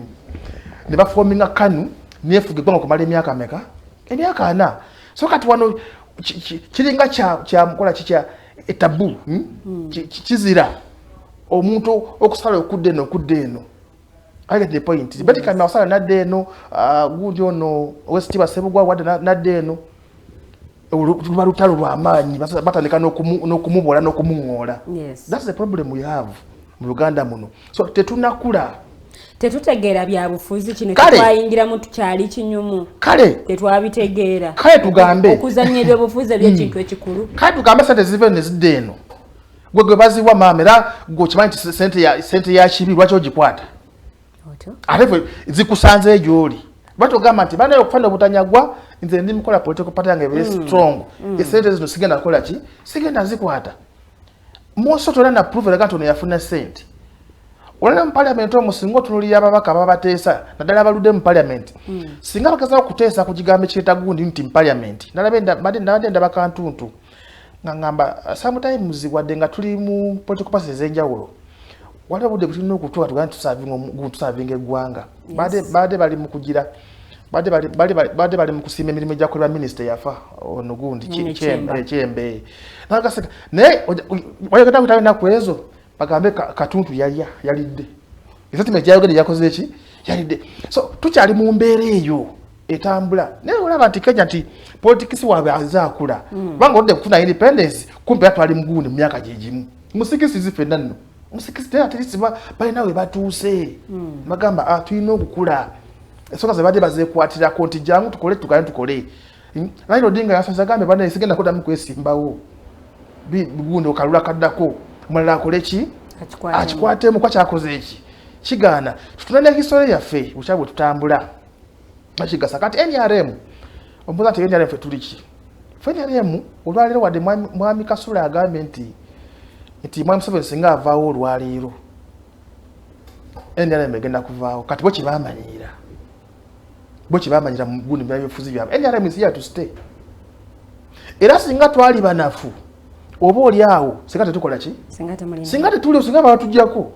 bino byagamba nti tukosa gundi tukosa state gundi biki site biki beda okwekwasa fenga gundi ekibiina kya NRM tulina ab'emikwano mingi okuva ebweru nawano mu Uganda abavugirira ekibiina kyaffe kisobole okubeerawo kisobole okukola ki okubeerawo yes okubeeza kino si kyangu fe twasonda sente tugula ekitebe awo tutudde kyaddondo awo twali tupangisaawo naye twesonda mu sente era twakumira ate ebbiri ne tugula awo kati kifo wetwagula waffe sente zava mu saza ba NRM bazisondera nga tukaza kunyweza ekibiina kyaki ekibiina ky'ebyobufuzi kati bw'otunula nti NRM bandi badde batuyigirako fe olwali tulina bugosobola okusongamu nti bane mwamusana singa olwali agamba nti awumudde emirimu gyekira tulina variety tunasobola okukola ki tunasobola okukwatamu unlike banne abalala nti Kano Besigye we yawumula nti abalala kwatemu nekifafagana ng'entunga eyiika nti gundi kiyiza bamujja ku leader of opposition n'anyiga n'avaamu teddangamu kulaba mukyala yenna alinga ki wine kiyiza ekyo ne kifiira awo nti UPC nti kati DP nti ye nti Robert Mao asata zeri kati DP eriawo matankane wali eno waliwo eri so ebyo nabyo nga tunakutunulira nti police ekola ki sabotage activities zammwe not this mutulage mmwe internally how set are you kiche solo kubegombako munda nga mwekuba nosanga nti bano bali naja nankumbi bali katonga bano batwalewo bakanyama ne balumba banaabwe nenga bakanyama si police ekyali gundi wano nga olukungana lugenda kubeera gundi ebusabala wabirigwa bekuba mukka naye ali police ne gundi neno kanyini simanyi paida gye babadde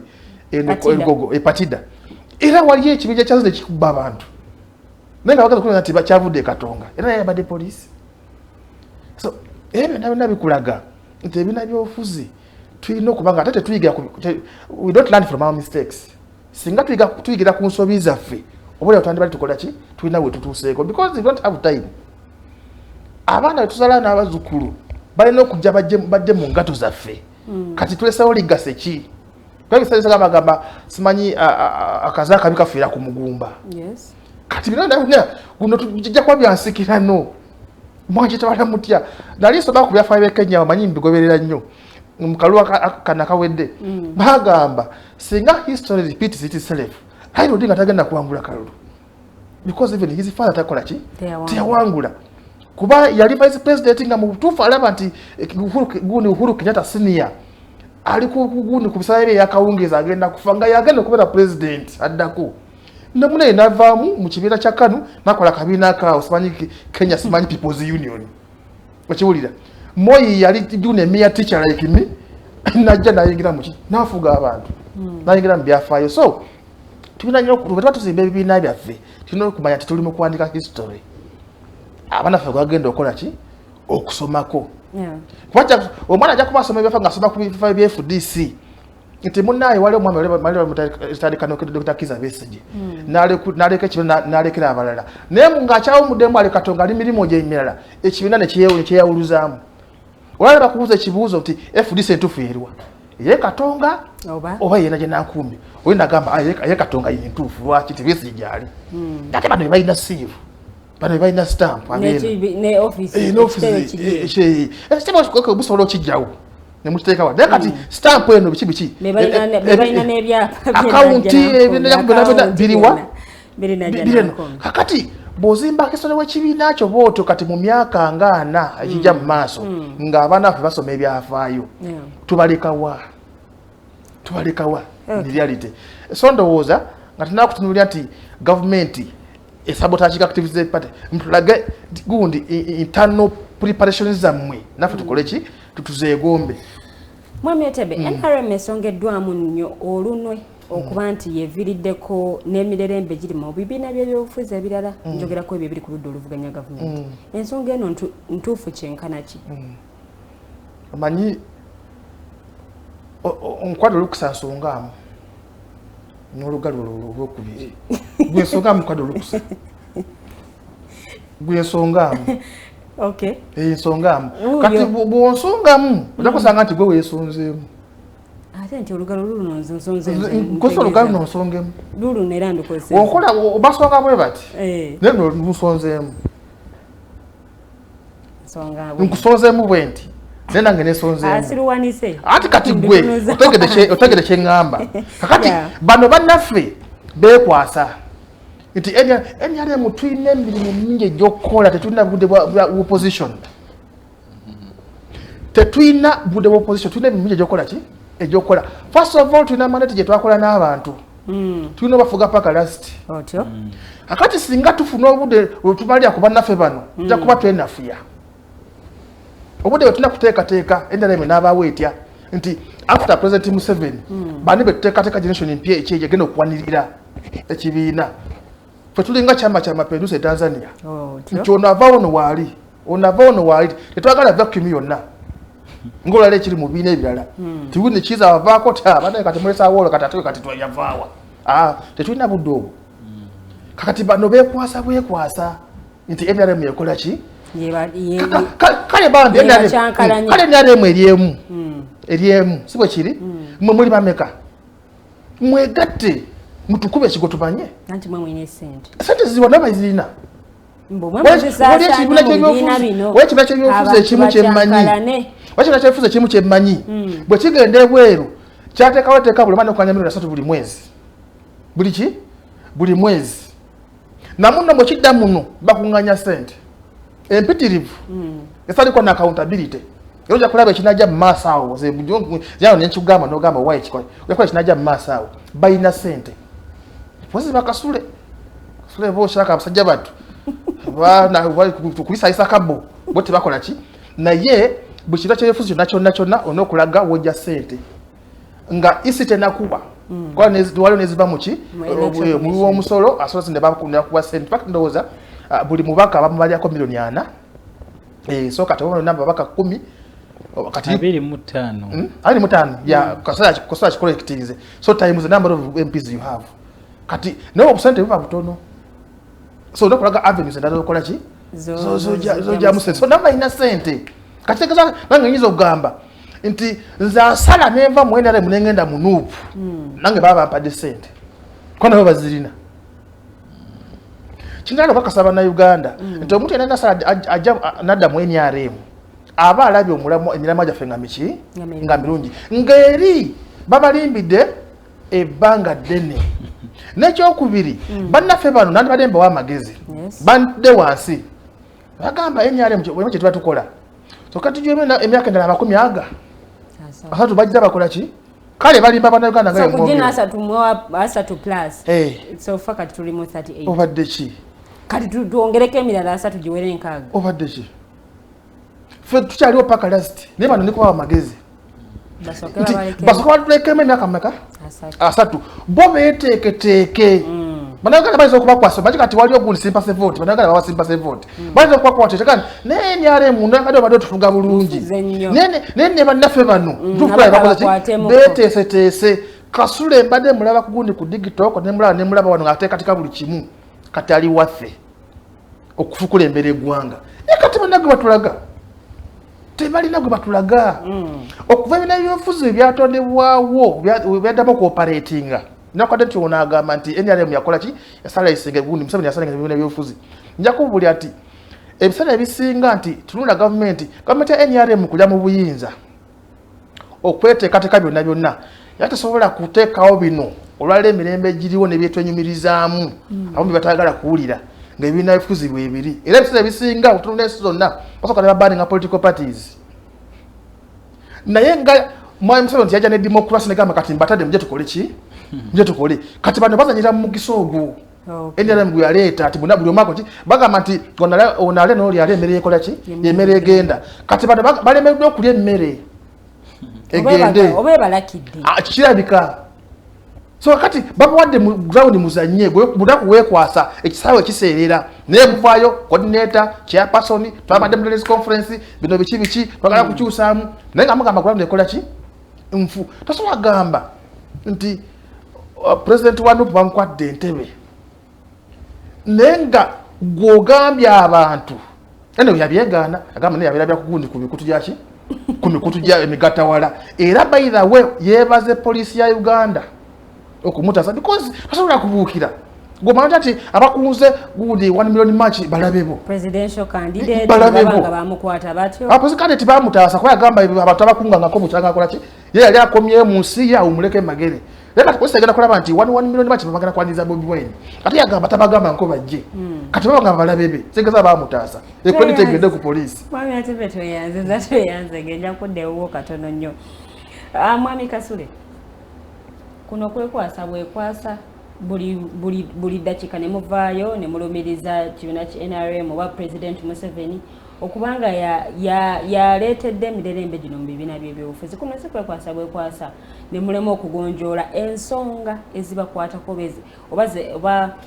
ezo ze mulaba nga tezitambudde bulungi bino ebireetedde n'ebibiina ebimu okubanga bisasika omanyi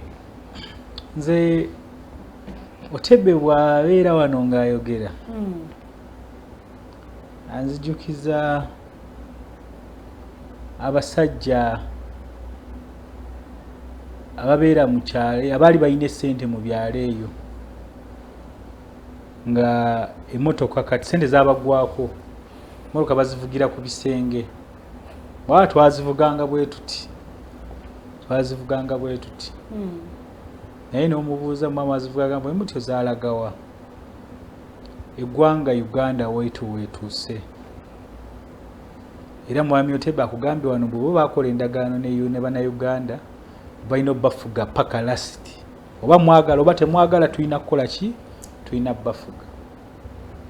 naye bw'otunuulira ebigenda mu maaso mu ggwanga lino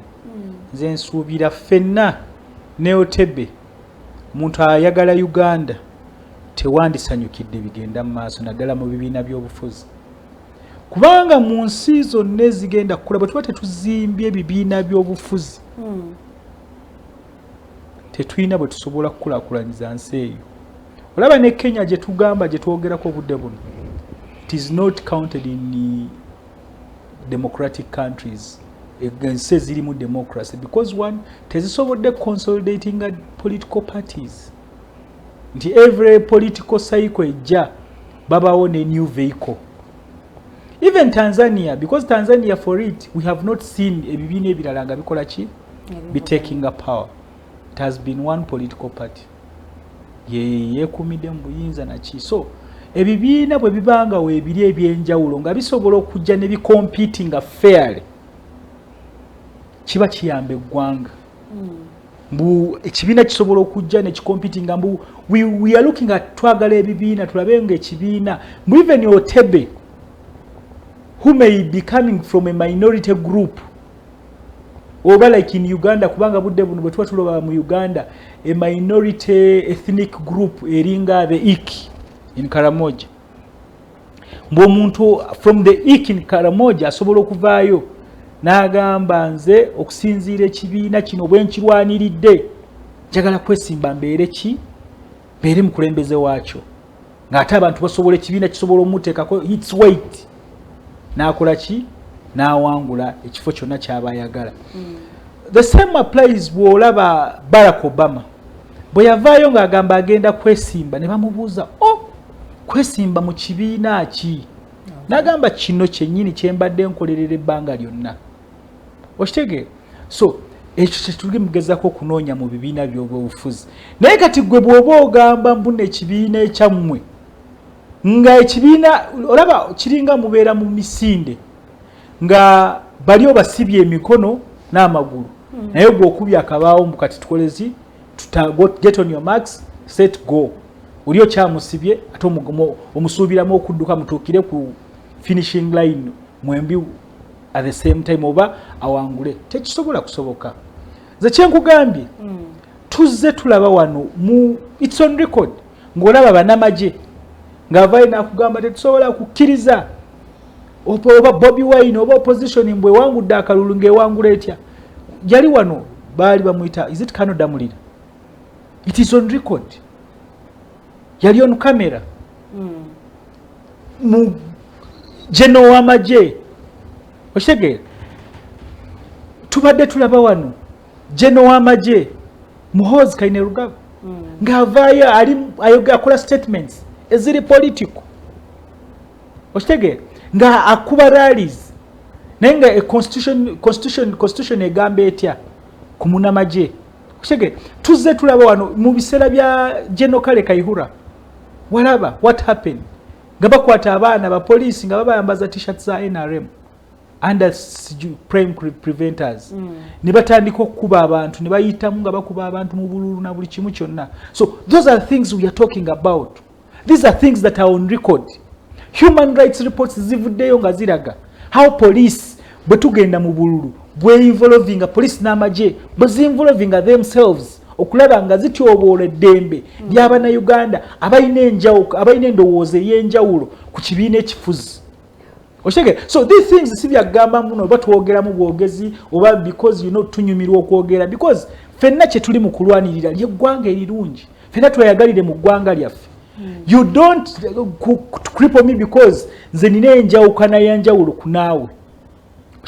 Because when you see UPC bwe yatandika wano ngeri UPC everywhere abantu UPC everybody when it became everybody it became bloody era ekyavaamu gwali musaayi kati nabano Otebe byagamba tulina okubafuga paka last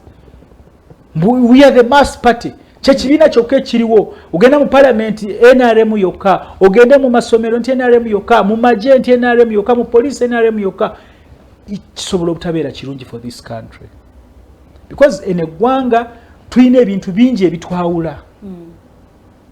we can only reunite ourselves nga tuli mu bibiina ebyenjawulo nga we are given equal rights okulaba nga tu exercising our constitutional rights okulaba nga tu competing for power naye ekyo bwe kitabeerawo abantu bagenda kubateeka baba clustering in different ebintu ebitaabe birungi because let me tell you when you look at Somalia bayina eddiini yeegi wesanga ebika byabwe bogera olulimi lwe lumu ebika byabwe si byanjawulo ekiri awo but when you look at Uganda naye n'olaba Somalia engeri gyeri budde buno bali botunulira Uganda tulina amaddiini oba how many tulina ebika byanjawulo tulina ethnic groups za njawulo okitegera so anything that can happen in this country kiba kigenda kututwala emabega 50 plus years back so that's what we are telling these the Otebes please temugenda na gwanga lino mujja kulowooza mbu you are mass party you are everywhere but nga mugenda kusanyawo eggwanga lino nga mugenda nalyo okitegera ffe kyetugezaako okulwanyira tugamba leka tutereeze mbu n'ebibiina ebiriwo because it's through these political organizations we can transform this country mbu n'ebibiina ebiriwo tubireke bisobole okukola ki okuzimba mbu nange ne bwe ngenda mu kalulu ompangule ngamba ompangudde genuinely naye togenda kumpangula ng'okozeseza poliisi ng'omaze okunsiba emikono ng'osibye amagulu togenda kukozesa amagye abaana bakwata batwale mu court martial just civilians nga you're charging them in court martial because bayina enjawukana bawagidde ekintu ekyenjawulo n'ekikyo kivulaze nkugambye nze njagala eddembe njagala mbeere mu nsi nga n'Otebe bw'ayambala t-shirt yeeyo mbwabeere protected in a place where it is not accepted in a place where he's looked at as a minority because singa naffe tubadde tutreatinga the way they treat the others Otebe yandira tasobola kwambala t-shirt eyo mu Kampala naye because ffe twagamba twagala enkyukakyuka ate yeddembe you see abantu batwala these things lightly ante olaba kibadde ne mu week eno nga bagezaako gamba abantu basiiwusa empisa bannabyafuzi ba opposition basiiwusa empisa naye bamwami Museveni ne tiimu ye for them batuuka ekiseera ne bagamba I think we cannot hold this anymore ne bakwata emundu ne bagenda mu nsiko but these are people abazze ne bakugamba for us we want to change power peacefully teri agenda kushedinga blood because this country sheds blood enough ate tekiyambye okulaba nga tukyusa oba tutereze eggwanga lino now we want to see how we can have a peaceful transition of power so gwe tutunulira mbwe ebibiina by'obufuzi byekwasa tutunuliraga amaloboozi amaloboozi ge tulaba ga minorities ago ge boogera tutunulire tugambe okay babadde bagamba mbuno ekisaawo tekiri leveled tusobola bateerako that leveled ground katugende mu parliament ne bwe bayina numbers we want electoral reforms can we really look at Uganda not irrespective of where we're coming from irrespective of our colors tutunulire Uganda tugambe mbuno Uganda je twagale kuba akalulu akamazima n'obwenkana akafaanana katya tuteekeko abantu tutunulire track record abantu betugenda oteeka mu these commissions commissions zino zigenda kubeera constituted zitya sigamba mbuno ate gwe president gwaweerondera chief electoral commissioner oba electoral commissioners gwa constituting high court gwa constituting everything ate be balina okukubyako akalulu be balina okugenda okuwolereza bwoba okabbye so police ate gye ino okuuma eddembe ate yegenda okweidinga okulaba ng'obba akalulu ako those are things we are talking about so but tunaba tetutunuliddemu ebyo ffe ne tubeerawo mbu you know we are political yes we can have these namings zimbwa we are ANT we are NUP we are FDC noli nagamba muhize NRM era omwami Otebe wano omulabye ng'akudala agamba beegatte wamu me have told you ne bwe mwegatta mwenna abantu bonna nga you are still fighting against the state tosobola kumala mbuno ogenda ku defeating the state just like that the Mwami Museveni is and the team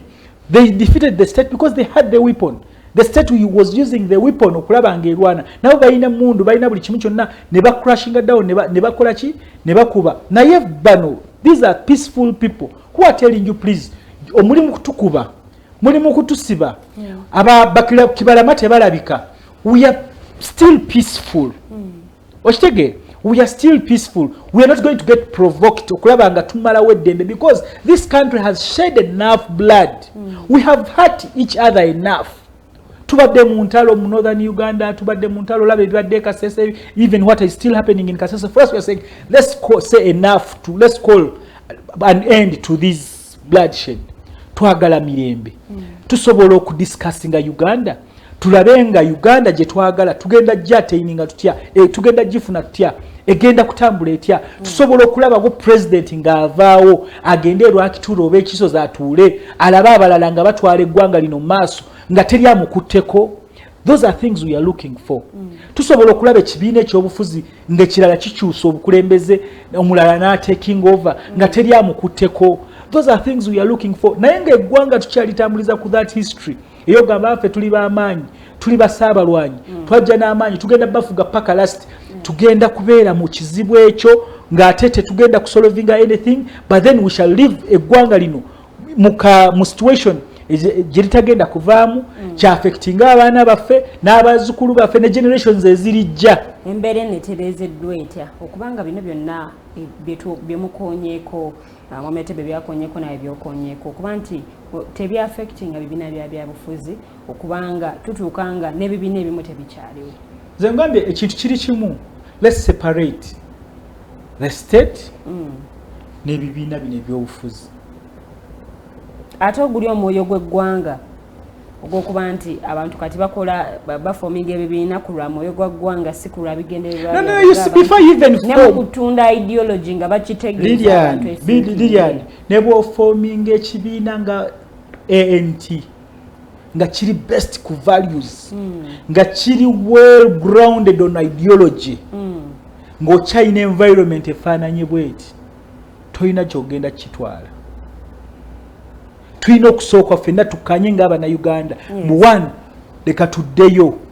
tulabe mbu ebibiina tubyawule mbu the other NRM yali fused in the state and institutions zonna tugiseparating from that. Muwabeerewo mbu ekibiina ky'ebyobufuzi mbu opposition bwe tuba tugamba mu we are competing tukompitinga naki then ekyo kigenda kuweereza n'ebibiina bino eby'obufuzi because you see nze nkugambye nga who is our enemy. You know, even in the art of war, you know, so makatabago. We know so ko identifying any enemy war. Bine bibina ni ali kubiri abimala wo. Akozesa ki the state of parad, the state jakozesa okulaba nga ali akwe bibina bino. So, bwobanga tobyawudde ebibiri ebyo. Oshege because if it is money, if it is access to money, are these all political parties have access to money equally? Okay. Oshege bweba gamba muno okay aja tugamba mu tuli mu parliament okay tuina the numerical strength, but how do they get that numerical strength? How have they gotten those members of parliament they are here bragging around with mubaina numbers? Me have told you are talking about the mass of your party, massive of your party. How have you attained that? Okay, sibula abatulabe mwami Kasule tusigaze dakiika ntono nnyo. Nze abatulaba abali ku the alternative Digitalk bebaza nnyo mwebalo kubeera nga ku the alternative Digitalk ate ye one of the ways gye tugenda okukozesa okulaba nga tukyusa embeera yaffe eri mu ggwanga lino because tulina okwogera ku ebyo ebituluma tulina okwogera ku ebyo ebitunyiga bwe tunaaba tetubyogeddeko through these other platforms oba n'okulaba nga gye tubiwangaalira okulaba nga twogera ku bintu bino we are not going to find a solution. So on the chance Uganda abantu bonna abaagaliza Uganda eno okulaba nga etebenkedde tambula ku musingi omulungi leka participating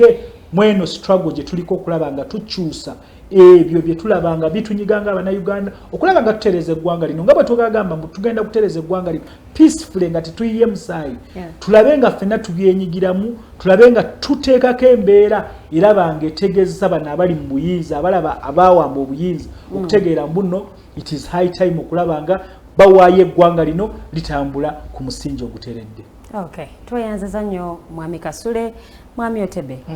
mu bufu bwe bumu embeera eno etereezeddwa etya era awujjo tuwera ddala n'obubaka obusiibula. Nga nabadde nkwaka background kale ne ngamba nti ebibiina by'obufuzi singa tusooka ne tumanya nti ekibiina tukifoominze ku mulamwa ki oba kye bayita ideology tugiguza abantu. That's one. Newankubadde nti egundi political party weefomingibwa twagala kutwala buyinza si bwe kiri. Yes. N'okutwala obuyinza obwo olina osobola okukumatiza kiki kyogenda okunkolera nga nkwadde obuyinza because nze Kasule agambye nti namugambe nti twakola endagaano n'Abannayuganda. Yes, twakola endagaano n'Abannayuganda ate twamala kwekuba bikonde oba kulwana. Twagenda mu kalulu Bannayuganda ne bakola ki? Ne batulonda era bakyatulonda. So tulina okusobola lwaki nti tubasomesa gundi ideology yaffe nga NRM kwe tulina okutambulira. Nti twagale Africa nga ffe kutandikira. Yagala munno, yagala Munnayuganda munno. So tuze tukisomesa tukyasomesa tukoowanga. Okay. Kiringa nga bw'agamba nti nze ndi musajja Mukatuliki yeddiini gye ngoberera. Omanyi okugoberera n'okukkiriza mbiri byanjawulo. Gye singa okugoberera nga babuulira naye Father kyagambye olwayo kyakuddiramu ne wiiki ejja. Naye nga naawe okimanyi kyagenda okuddamu. Era n'okola ki? N'oddayo. Tetugenda olw'okuba nti baagala batulaba engoye ze twayambala zo tukyusizza. Olwo tugenda kwambala gundi endala. Naye tuba tugenze kwongera kunyonnyoka Father byakola ki? Byatusomesa. So n'ebinabyobufuzi singa tutambula bwe tutyo teturashinga. Teturashinga. Nti tugenda tusomesa abantu bano tukusomesa. Ono byagamba musimanyi nti ki? Nti simanyi tetukiriza. Nabawadde example. Nti mulo n'obukulembeze bammwe ne mukuta katika delegates conferences ne mugenda ne muwasa kirate ne bawa ne certificate of partnership bukimu. Singa boli awo nti NRM tebaagaliza.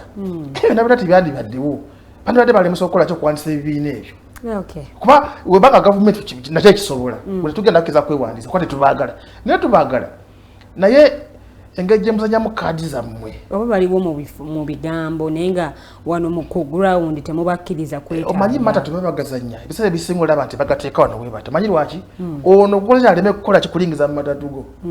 Naye zaabwe no bagazanya bwebati. Bagazanya baganyi. Ebeera bamu. Kale nammwe ne mubalabirako ne mulaba byonna bye balina. Definitely. Katwala Munnayuganda agenda kugamba banaye tukooye entalo za bannabyabufuzi.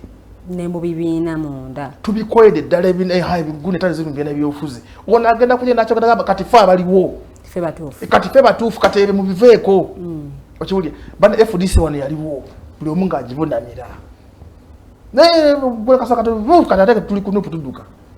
Jakola bafuta like 10 years ngate ngone Kasule alesewo ekikye banga ente bwe nabe kyalo nga bagizime nga naye kati kati Kasule bakola ki bibaliko. Neto tukifunamu at the end of the day kyegambe kintu okuzimba legacy tusome ku bintu ebinyumako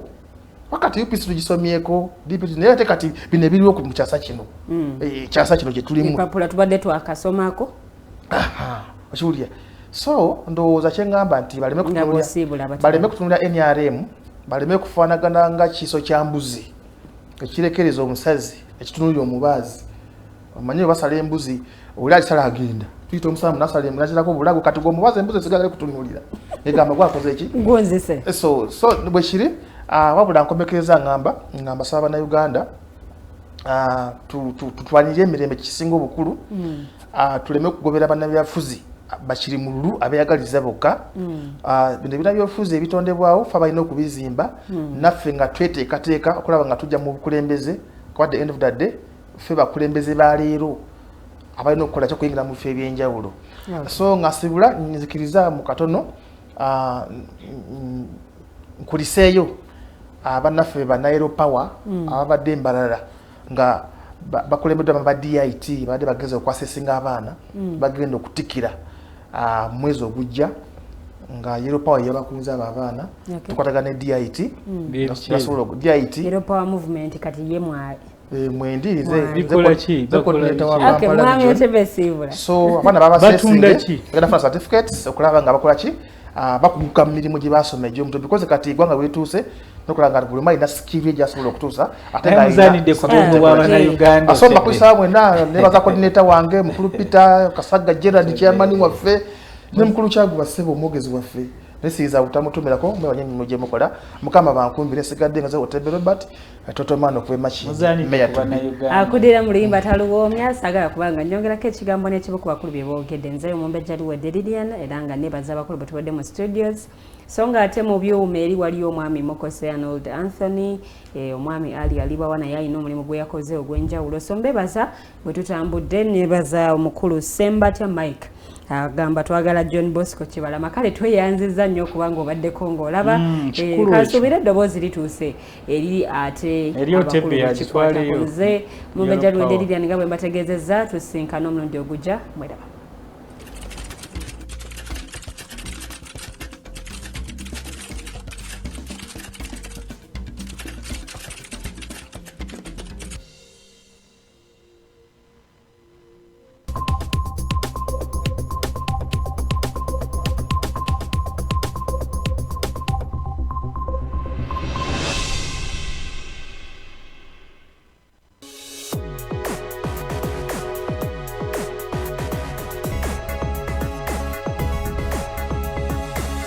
The Alternative Digitalk.